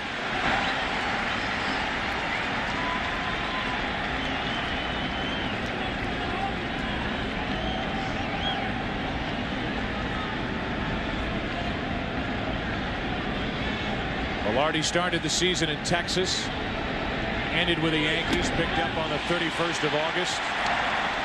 Here he is starting a World Series game, and Randy Johnson tries to make him his 10th strikeout victim. 171 games in his career. He has struck out double digits. And he's 1 strikeout away from making it 172.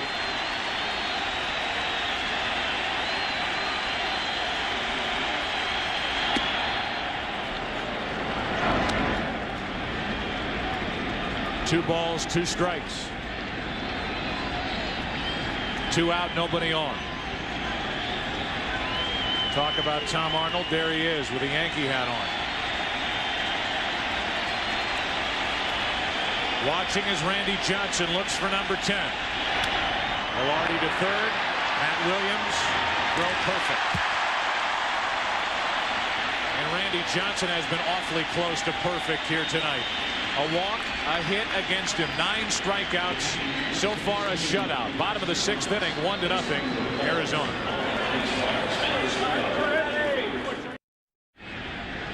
Randy Johnson first up for Arizona, bottom of the 6th inning, 1-0 Diamondbacks. Johnson broke his bat, grounded out to short. His first time up. It's out of play for strike one. Johnson has got a little better every season since joining the National League. Traded to the Houston Astros from Seattle July 31st of 1998. Carlos Guillen, John Halama, and Freddie Garcia going the other way, and he signed with Arizona prior to the '99 season. He's won the last 2 National League Cy Young Awards, and he has one of the most awkward swings in the history of organized baseball for strike 2. I think even Randy would laugh at that one.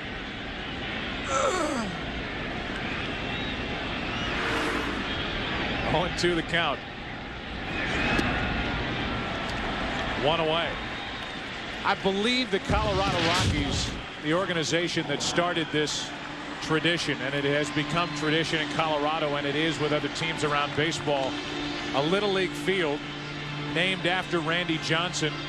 Randy Johnson putting money into that Little League field, and that's him signing autographs and being there at the opening of that Little League ball field.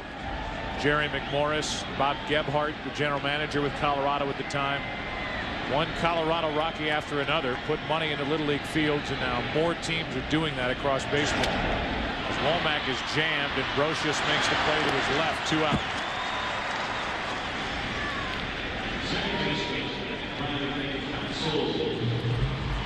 How about the box score for the Arizona Diamondbacks?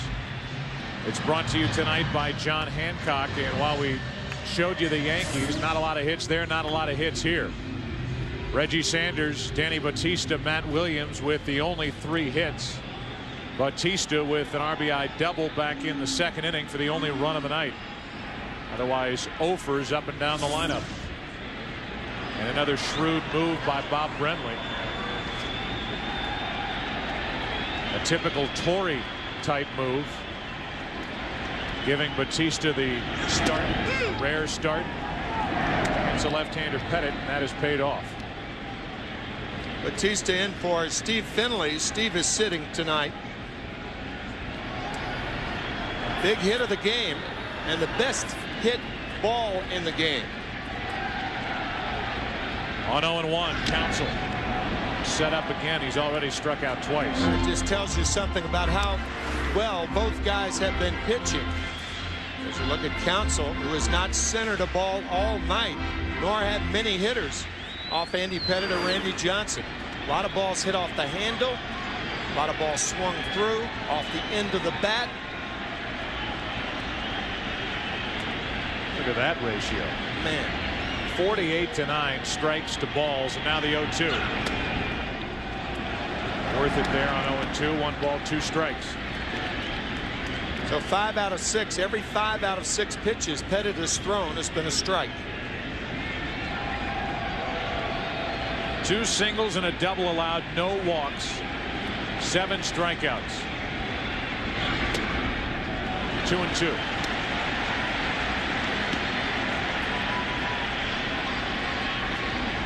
The 3 left-handers at the top of the lineup against Andy Pettit. 0 for 7.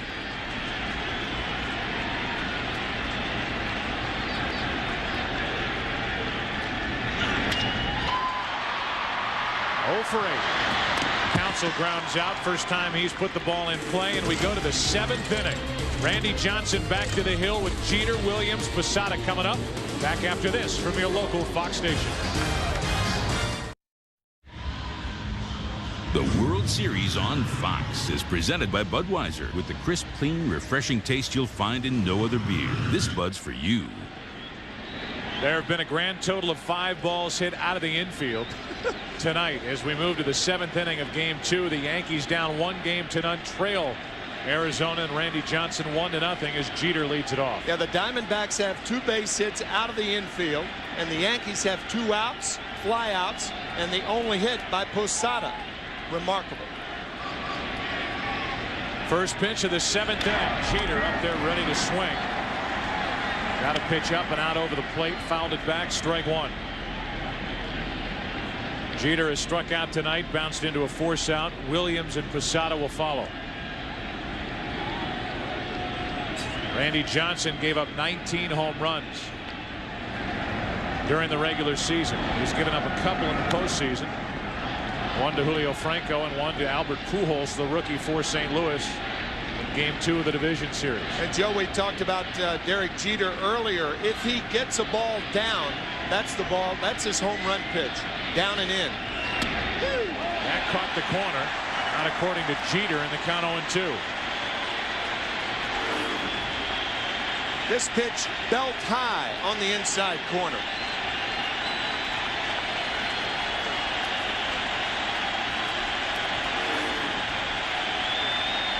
Johnson still looking for strikeout number 10.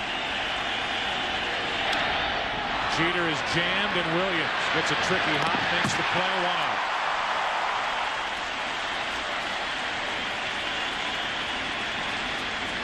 With Bernie Williams coming up, we ask you to go to MLB.com to bid on special autographed and game-used items currently up for auction to benefit the Disaster Relief Fund. MLB.com. 1 out, bases empty, and Bernie Williams 0 for 2 steps in.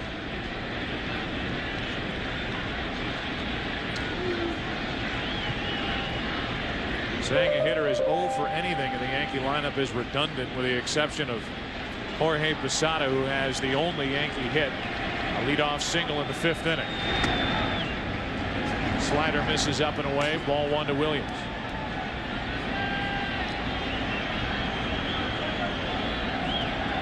Bernie Williams, 26 home runs during the regular season, 3 this postseason, and 16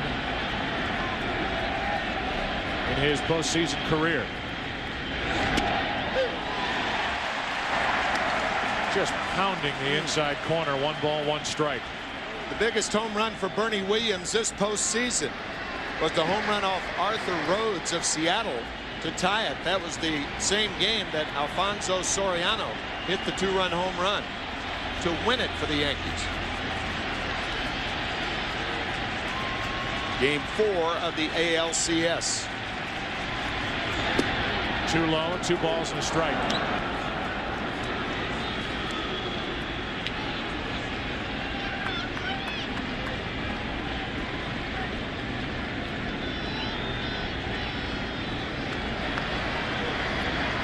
Randy Velarde hitless tonight. Yankees are stocked from the left side with their bench tonight, with O'Neill, Martinez, and Justice. Randy Johnson is not slowing down with 1 out here in the 7th inning. 2 balls and a strike on Bernie Williams. 2-2. And Williams hot about that call.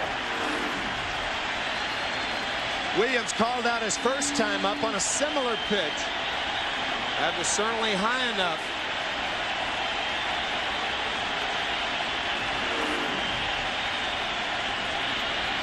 Only the 84th pitch of the night coming from Randy Johnson. Not only the velocity, but the quality of the pitches, the location, extraordinary. To third, Williams to his left. 2 out.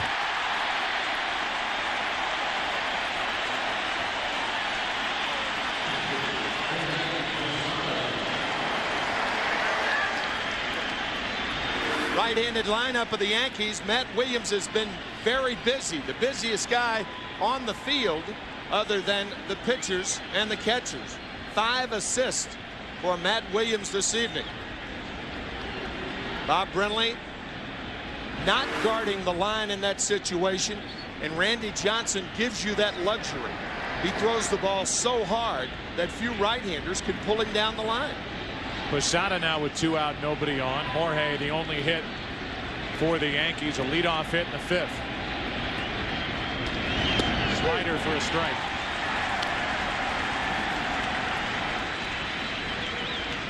Bernie Williams over in the Yankee dugout just tossed his batting gloves out onto the field.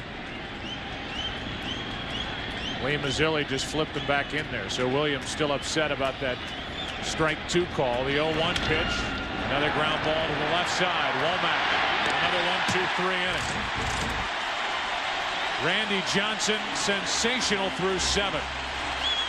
Tonight's game is being seen live around the world by U.S. servicemen and women, including those of the USS Enterprise in the North Arabian Sea. Thanks to the American Forces Radio and Television Service, all of America salutes you and appreciates what you do for our country. Now let's go to public address announcer Jeff Munn.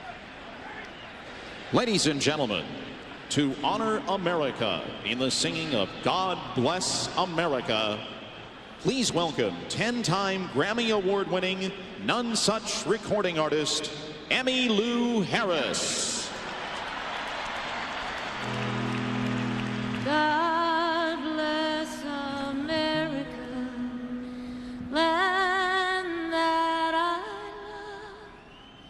Stand beside her and guide her through the night with a light from above. From the mountains to the prairie to the oceans wide with foam. God bless America, my home, sweet home. God bless America, my home, sweet home.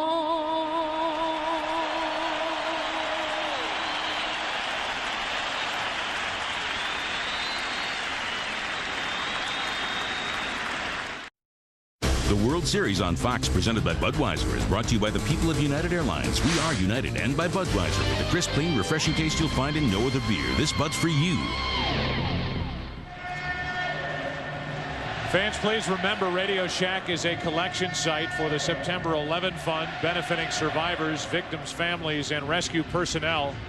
The September 11 Fund is a collaboration of United Way, the New York Community Trust, and the Council of Foundations. As the heart of the order will bat for Arizona, Luis Gonzalez, Reggie Sanders, and Danny Batista. The 3, 4, and 5 hitters against Andy Pettitte, who is pitching in the shadow of Randy Johnson and throwing a terrific game. 1-0 Arizona, and a breaking ball stays inside, ball 1. The 6'10" shadow of Randy Johnson is enveloping the 6'5" shadow of Andy Pettitte.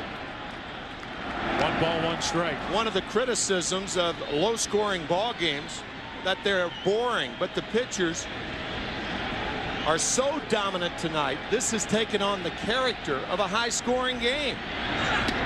On the outside corner, 1-2. To reiterate your point, only 5 balls hit out of the infield by both teams, and here we are in the bottom of the 7th inning. Gonzalez fouls it out of play. Last inning, with Craig Counsell at the plate, the count was 0-2 from Andy Pettitte. During that stretch, he had thrown 17 consecutive strikes.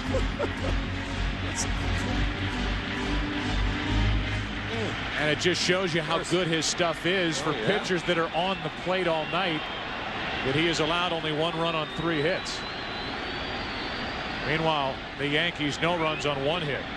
Only 12 pitches out of the strike zone all night. And Gonzalez is hit by the pitch. Caught him on the hand to the wrist. And Gonzalez, we already talked about how he starts with that open stance and kind of strides into the pitch. Literally walked right into that one. We also talked about Andy Pettitte. The reason he's been successful against left-handed hitters this year compared to other years, he's been coming inside.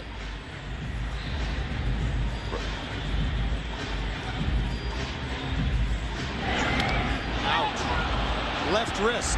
Wow. Now they're looking at him. Bob Brenly trots out, the trainer out there. The first base coach, Eddie Rodriguez, is there. And that ball hit his wrist. You could hear it clearly.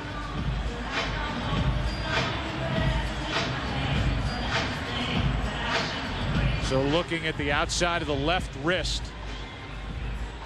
of Luis Gonzalez. Here's a guy, Gonzalez, who had 31 home runs last year. He had 57 home runs this year. He homered in last night's game to put Arizona on top for good. And fans here, Bob Brenly and every Diamondback, breathing a sigh of relief as you look at what Gonzalez has done over the years. A guy who was traded here from Detroit for Kareem Garcia, along with coming from Detroit to Arizona, $500,000 cash just to make the deal happen. And he is getting better and better. Reggie Sanders with Reggie Jackson watching from the seats. They chant Reggie, Reggie here in Arizona as Sanders digs in, one on, nobody out. I don't think Bob Brenly would be bunting here either. Gonzalez able to get back with one step. Andy Pettitte trying to find out if Reggie Sanders is bunting. Reggie, a very good low ball hitter. Pettitte has to keep the ball down to be effective. Reggie Sanders 1 for 2 on the night. He scored the only run of the game. I think all things point toward swinging the bat in this situation. That misses, ball one. It's been a fluid lineup for Bob Brenly, and that the cleanup hitter has been one of 4 different players during the NLCS.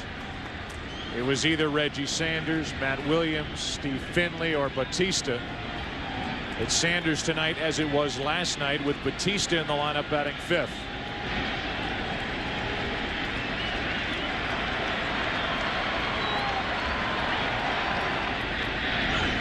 Atypical that a team that would play this deep into the postseason would have a changing cleanup hitter from game to game. That's an interesting thought, Joe.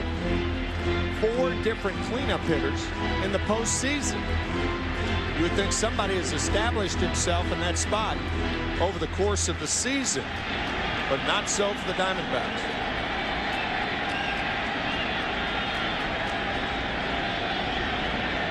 One on, nobody out, 2 balls, no strikes.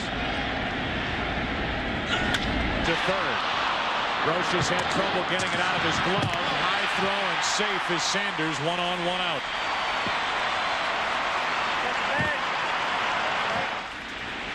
Brosius upset, knowing that that ball was hit crisply enough to turn the double play. But that little bobble momentarily, and Soriano's throw is high. Credit Luis Gonzalez with a hard slide, forcing the throw up. There's the bobble. Now watch the slide by Gonzalez. That forces the high throw, makes Velarde jump, and Sanders is safe.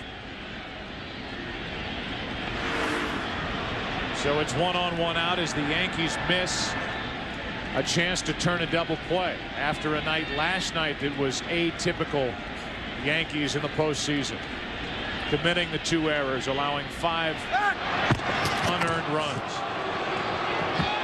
Not playing the same type baseball that we are accustomed to seeing from the Yankees late in October. Misplays come in many disguises defensively. No error given on that play, but clearly Brosius turns that double play more often than not.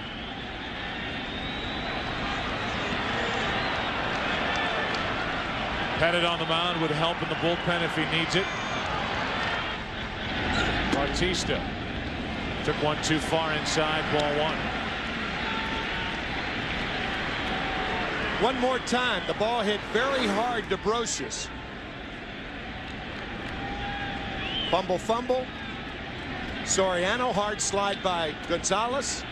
And that brings Velarde off the bag, and Sanders beats a play that the Yankees normally turn for 2. A typical running situation with this combination, and Sanders takes off on the pitch. But because of the move of Andy Pettitte, Sanders with a late break, and that was more in the variety in the category of a hit and run as opposed to a stolen base. Oh, sure. Only the second time tonight that either team has tried to run. Derek Jeter did on a 2-2 count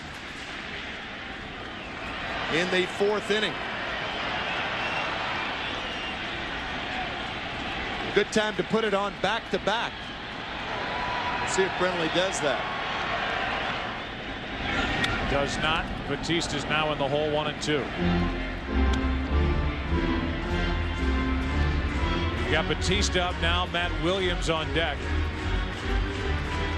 And Ramiro Mendoza getting loose for the Yankees out in their bullpen. Joe, the reason I said that was because Andy Pettitte has thrown so many strikes tonight. That's one of the prime components of a hit-and-run play. And with only 13 balls, you also have to have a hitter that makes contact. But of course, with 2 strikes, unless it goes to 3-2, Sanders won't be running. Check on Sanders.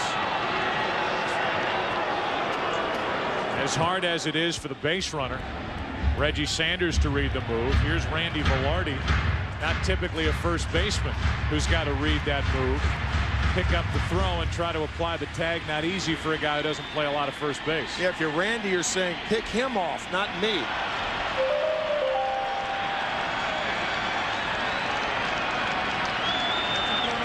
1 ball, 2 strikes.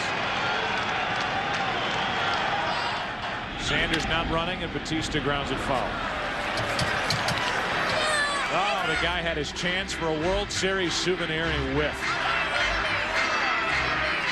Forlorn also. And here's that chance Joe was talking about. Had his glove on.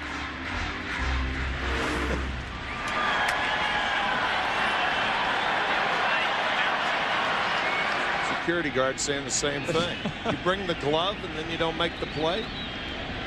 I can't help you. 1 ball, 2 strikes still on Batista.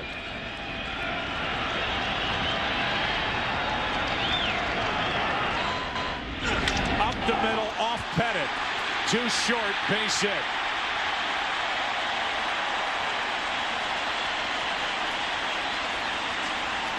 And time to check on the 29-year-old left-hander.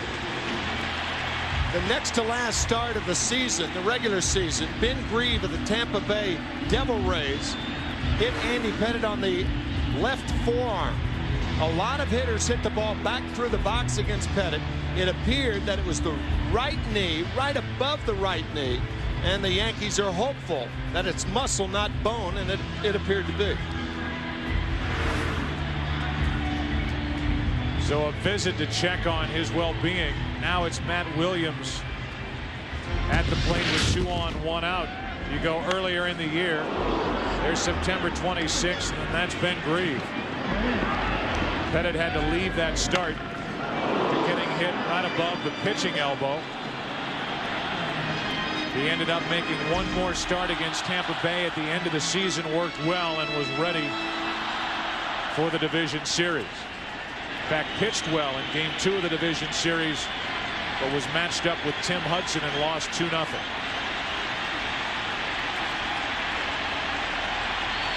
Won twice in the ALCS, trailing here in the World Series. Matt Williams takes a strike. Runners on at first and second, 1 out. Reggie Sanders, Danny Batista. The same 2 responsible for the only run of the night. Remember the missed chance on the double play ball hit by Reggie Sanders. See if that comes back to haunt the Yankees. It does. Goodbye, Matt Williams, 3-run homer, 4-0 Arizona.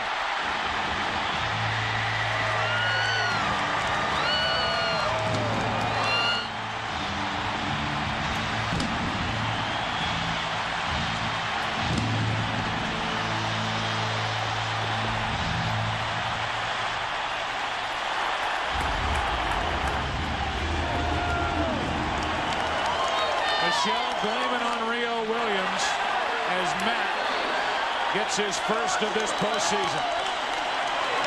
That movie made in 1984. If it were made today, it'd be Blame It on Pettitte.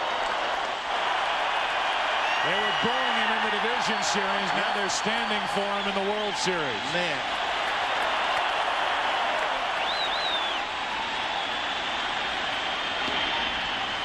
That was a cut fastball, the same as the first pitch. Up a little bit, and did he ever know it? crushed into left field. Now Grace grounds to second. 2 out in the inning.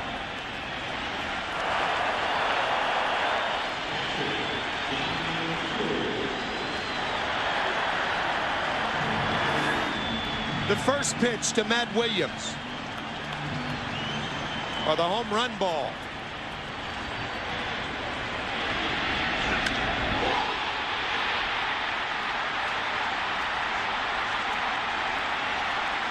A night of so many terrific pitches from Pettit. He flips a mistake to the plate, and Matt Williams was waiting for it.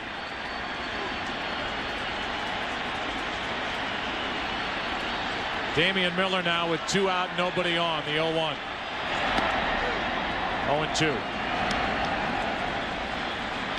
Getting ready to say, prior to that pitch to Matt Williams, they went out to check on Pettit to see if he was okay after he was hit. And the ball back up the middle by Batista. Miller strikes out. They had Ramiro Mendoza ready in the bullpen with a right-handed Williams coming up. They stayed with Pettit. And Matt Williams took him out of the park. With that, Randy Johnson and the Arizona Diamondbacks have a 4-0 lead as we go to the 8th. Our game summary brought to you by Pepsi. The 3-run bottom of the 7th inning on the home run by Matt Williams, his 3rd in World Series play. Matchup of Randy Johnson, Andy Pettit, so good for Johnson and Pettit into the 7th inning. When it fell apart on the home run by Matt Williams, and Batista at the bottom of that list has been a big contributor here tonight for Arizona. So big that he's finished for the night, and Steve Finley takes over in center field. Adding to the defense behind Randy Johnson as Spencer takes a strike.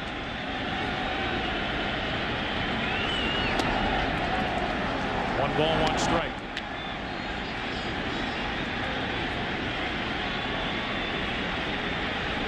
Soriano and Brocious will follow. On the inside corner, strike 2.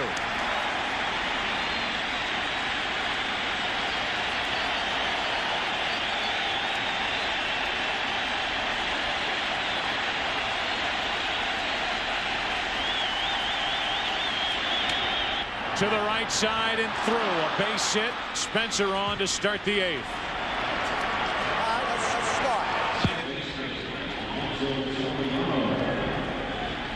A clunker by Shane Spencer. Jam with the slider, and he fights it off between first and second.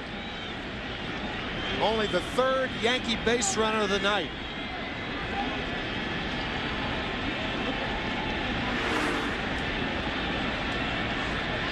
So Spencer's aboard and Soriano will bat. The rookie has struck out twice. It's in the 3rd, once in the 5th. And Miller, a good play to keep that at the plate.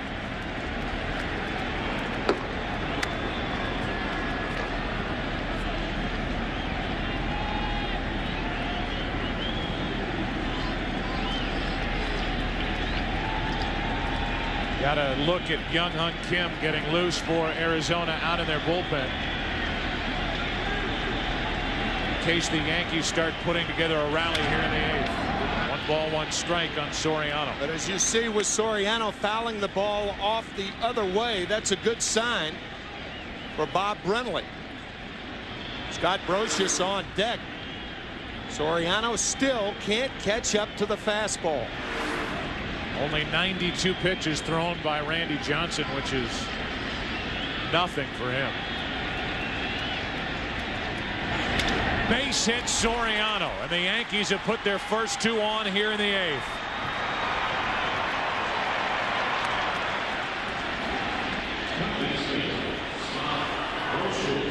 So 2 on with nobody out, and Brocious coming up. Fastball lowered about mid-thigh high, hammered into left field. That's the best ball the Yankees have hit tonight. So Bob Brenly seeing Soriano not catch up to the high fastball and catching up to that thigh-high heater inside as Kim continues to warm. And remember, as Kim is getting loose for Arizona in their bullpen, The Yankees have Paul O'Neill, Tino Martinez, and David Justice available on their bench. That's why Luis Sojo is on the on-deck circle as a decoy. Joe Torre would love, if Scott Brosius gets on, Joe Torre would love to see Kim come in the game. I don't think Brenly's going to bite. Brosius checked it, ball one.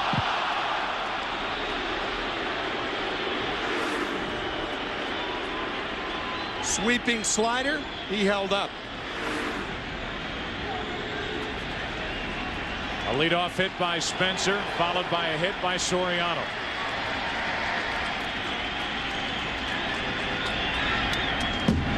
One ball, one strike on Brosius. So the Yankees had one hit through 7 innings that put back-to-back hits together here in the 8th.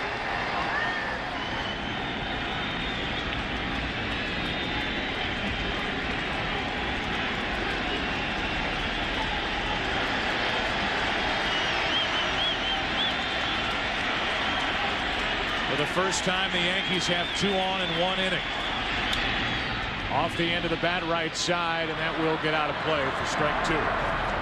Randy Johnson, a pitcher that takes a lot of pride in not only starting, but also stopping his games. 79 complete games for his career.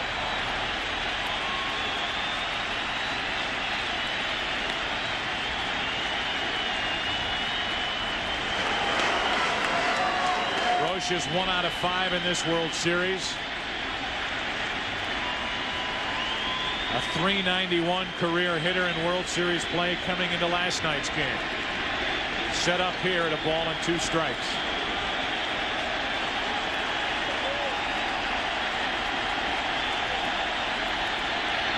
One out.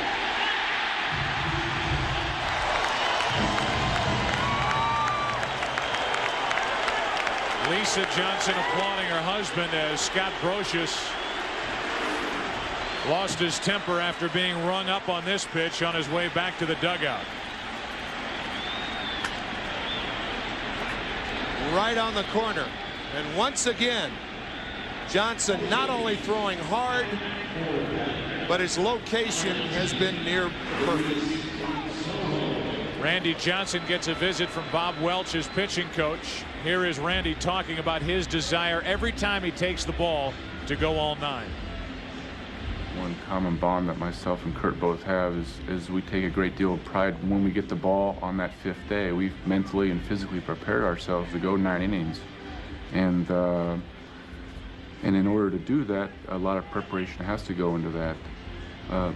But we feel like we haven't quite done our job if we haven't gone 9 innings. I mean, you got position players that in 162 games are playing 140, 150 games. Why can't a pitcher go out there and pitch 9 innings? Well, it doesn't work that way, but I take a great deal of pride in doing that, in finishing when I start. He's in the 8th inning here tonight, pitching with 2 on, 1 out, and pitching with a 4-run lead in the 8th. And Brosius is still yelling out at Mark Hirschbeck, the home plate umpire. Here's Luis Sojo with only his 2nd at bat this season.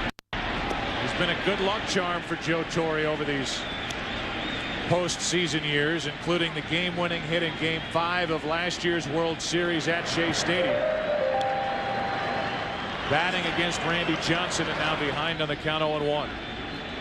3 game-winning hits this year, even though that is not an official statistic anymore. Sojo does not usually get around on a hard slider or fastball like he did pulling that ball toward the Diamondback dugout. Luis Sojo is up for the 2nd time in this postseason. You go back to last year, the Game 5 in the end World Series winning hit. Getting Al Leiter, and these are all the game-winning hits this season that Sojo has put together for Joe Torre, and it is the reason that he is active and on the roster. Bobby Valentine, the Mets manager, part of the Roberto Clemente Award presentation to the city of New York prior to tonight's game. Watching as Soho waits for an 0-2 pitch.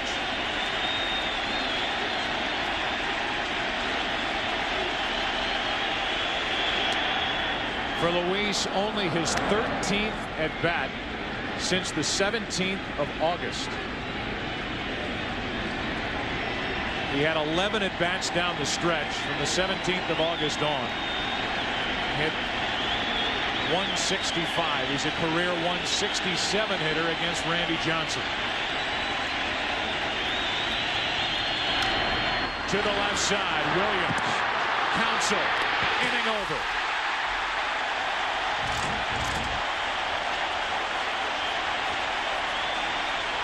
No magic in that Soho bat tonight.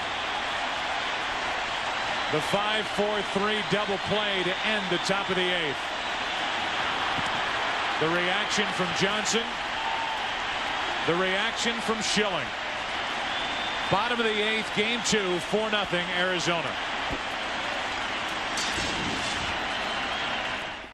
The World Series on Fox, presented by Budweiser, is brought to you by Nissan. Nissan introduces the totally new V6 Ultima, the cure for the common car. By IBM, taking e-business and your business to the next level. And by the joy of Pepsi. Randy Johnson first up here in the bottom of the 8th inning. We just heard from Randy Johnson about his desire to finish every game he starts. For reassurance, his manager Bob Brenly, after the top of this 8th, had this question for him. You want to finish this one? Yeah. Atta baby. Go up there and get us a knock. Come on. He's first up. As if he didn't know the answer.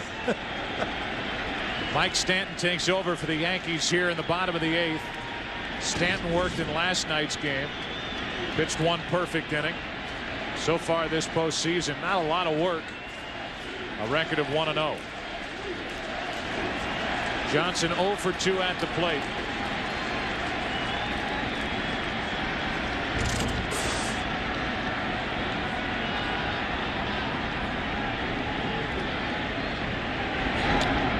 Ball 1 from Stanton. Mike Stanton has very short fingers, and he's only been throwing the splitter for about 3 years. So in an effort to stretch out his fingers, he will start with the ball in his bare hand with the splitter grip. He does that to stretch the index finger and the middle finger out, but changes it when he goes in the mitt.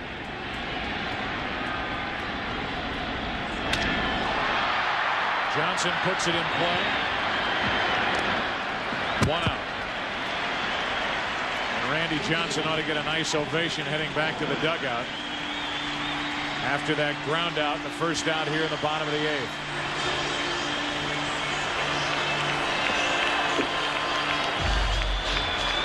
So far for Johnson, a 3-hit shutout.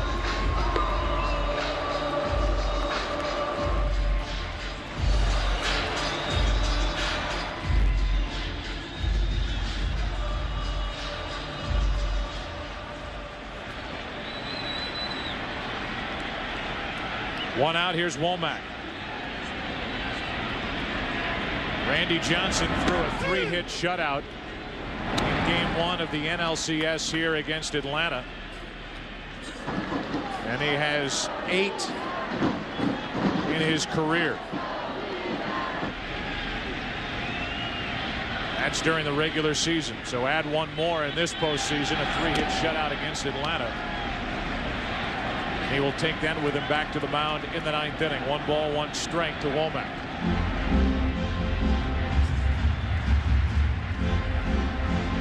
Of course, the Yankees had not scored a run, but that double play ball hit to Scott Brosius in the bottom of the 7th inning. The ramifications of that, they don't complete the double play. And then Batista's ball off Andy Pettitte. You don't know what is going to happen if he's pitching from the windup. But with Derek Jeter not protecting at second base, not cheating towards second to make the double play, perhaps Jeter could have fielded that ball. And then Andy Pettitte and the Yankees are out of the inning. It's still a 1-0 ball game. But that was, you mentioned it, Joe, the last half inning. That was a key play in this ball game. Scott Brosius unable to turn the double play. 1 ball, 2 strikes on Womack. 1 out, nobody on, and now 2-2. It cost the Yankees at least 1 run with Sanders reaching, and who knows what the inning would have brought with 2 out, nobody on. Counsell waits to hit next. You get the double play, you're not pitching under duress. Here's a 2-2 to Womack. To the right side. 3 hops to Soriano. 2 out. Here's what we were talking about. Nobody out. Hard hit ball to Brosius. Momentary bobble. High throw by Soriano. And now the base hit off Andy Pettit's right leg. Set it up for the home run by Matt Williams. A 3-run shot to make it 4-0. Bob Brenly has stayed with Matt Williams in this postseason. Talked about how the fans here were booing Williams during the division series. Bob Brenly staying with him over at third. He doesn't have the range that he once had, but he still has the hands. And not only does he have the home run in this game, but he has been busy and he has played flawless defense behind the pitching of Randy Johnson. Counsell hitless tonight. Matt Williams, a player who as a minor leaguer learned how to field ground balls by strapping ping pong paddles to his hands, receiving ground balls to soften the hands, give with the ground ball, and it's turned him into a 4-time Gold Glove award-winning infielder. He signed as a shortstop off the campus of UNLV. 2 out, nobody on, no balls, 1 strike. Counsell takes ball 1 from Stanton in the 9th inning. It'll be the top of the order for Randy Johnson. Knobloch, Velarde, and Jeter. If anybody gets on, Bernie Williams.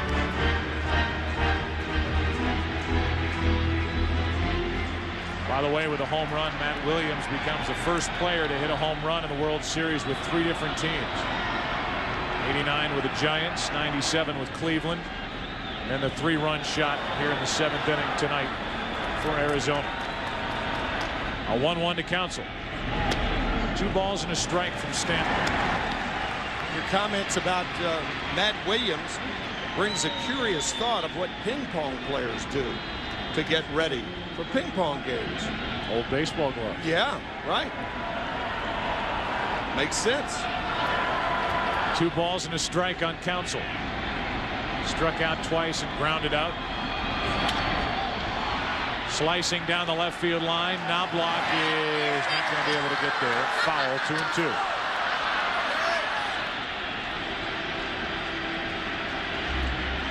First time we've called Knobloch's name all night. Bernie Williams hasn't made a catch in center. And Spencer has not made a catch in right. The Game 3 starters, Brian Anderson and Roger Clemens. First start in the World Series for Brian Anderson, but he was busy for Cleveland back in '97 in the World Series against Florida. That's Game 3 of the World Series Tuesday at 8 Eastern, 5 Pacific here on Fox.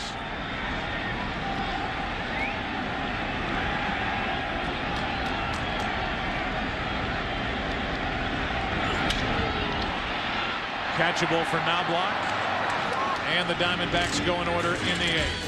Bob Brenly asked Randy Johnson if he wanted to finish this one. He'll get his chance. 9th inning, 4-0 Arizona. Randy Johnson will try to throw the complete game. Right now, a 3-hit shutout. He'll face the top of the lineup for the Yankees. Last complete game shutout, the '93 World Series. Game 5, Curt Schilling doing it for Philadelphia against Toronto. His rotation partner, Randy Johnson, trying to throw one here tonight.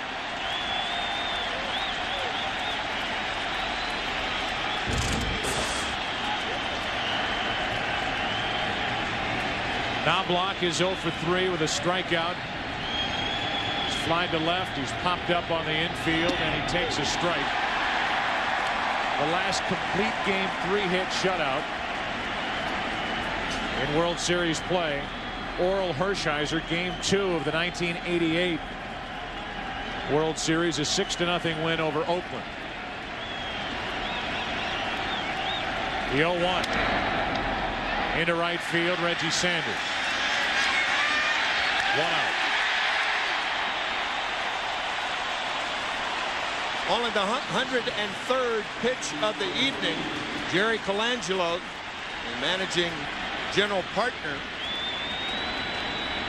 of the Diamondbacks, happy for 2 deals that he made. One, a trade for Curt Schilling last year, and the signing of Randy Johnson as a free agent 3 years ago. Here is Randy Velarde, hitless plus a walk. Strike 1. If the Diamondbacks win this game, and again coming up after the game, late local news except on the West Coast, the questions then will be, how will Arizona fare when they go to New York, when they play in the Bronx, when they play at Yankee Stadium? And how will the Yankees respond if they're down 2 games to none? We saw how they did that against Oakland in the division series in a best-of-5 series. They won 3 in a row. Then they took care of the Seattle Mariners, a team that won 116 games during the regular season. Now they're on the verge of being down 2 games to none to the Diamondbacks. Still 0-2 on Velarde. We also saw them do it in the World Series, their first of 4 in 5 years, against the Atlanta Braves in 1996, losing the first 2 games at Yankee Stadium and then coming back and beating the Braves 4 in a row, 3 down there and the clincher at Yankee Stadium. Randy Johnson has allowed 3 singles, 1 walk. He struck out 10.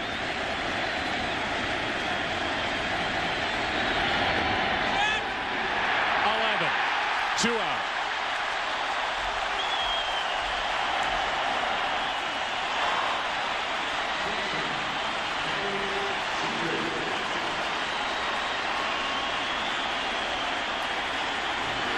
Bob Brenly asked Randy Johnson if he wanted to finish.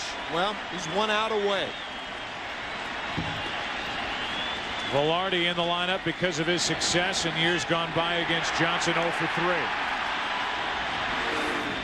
Curt Schilling and Randy Johnson, when they're not pitching, always sitting side by side in the Diamondbacks dugout.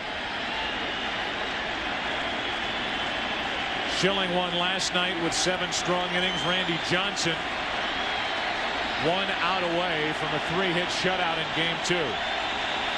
Derek Jeter.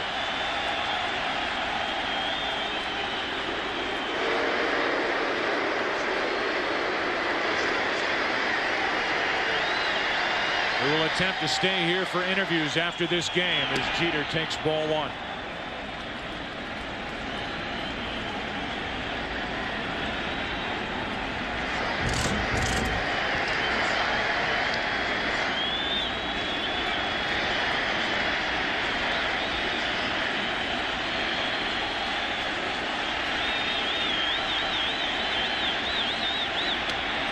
Two 2-0.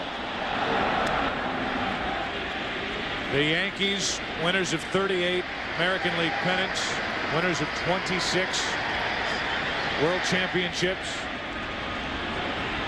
3 in a row, 4 of the last 5, taking on the Diamondbacks, a franchise in their 4th year of existence, but anchored by a tandem of Schilling and Johnson that some compare to Drysdale and Koufax.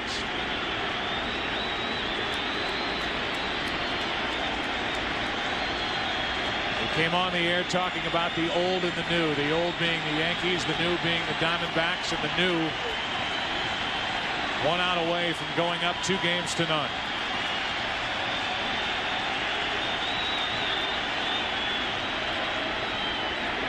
The ball gets loose on the playing field, so Johnson steps off. Randy Johnson, you have to believe, is asking himself, how many more chances will I have? His first World Series at age 38. His 111th pitch of the night is his last. Diamondbacks win it 4-0. They're up 2 games to none.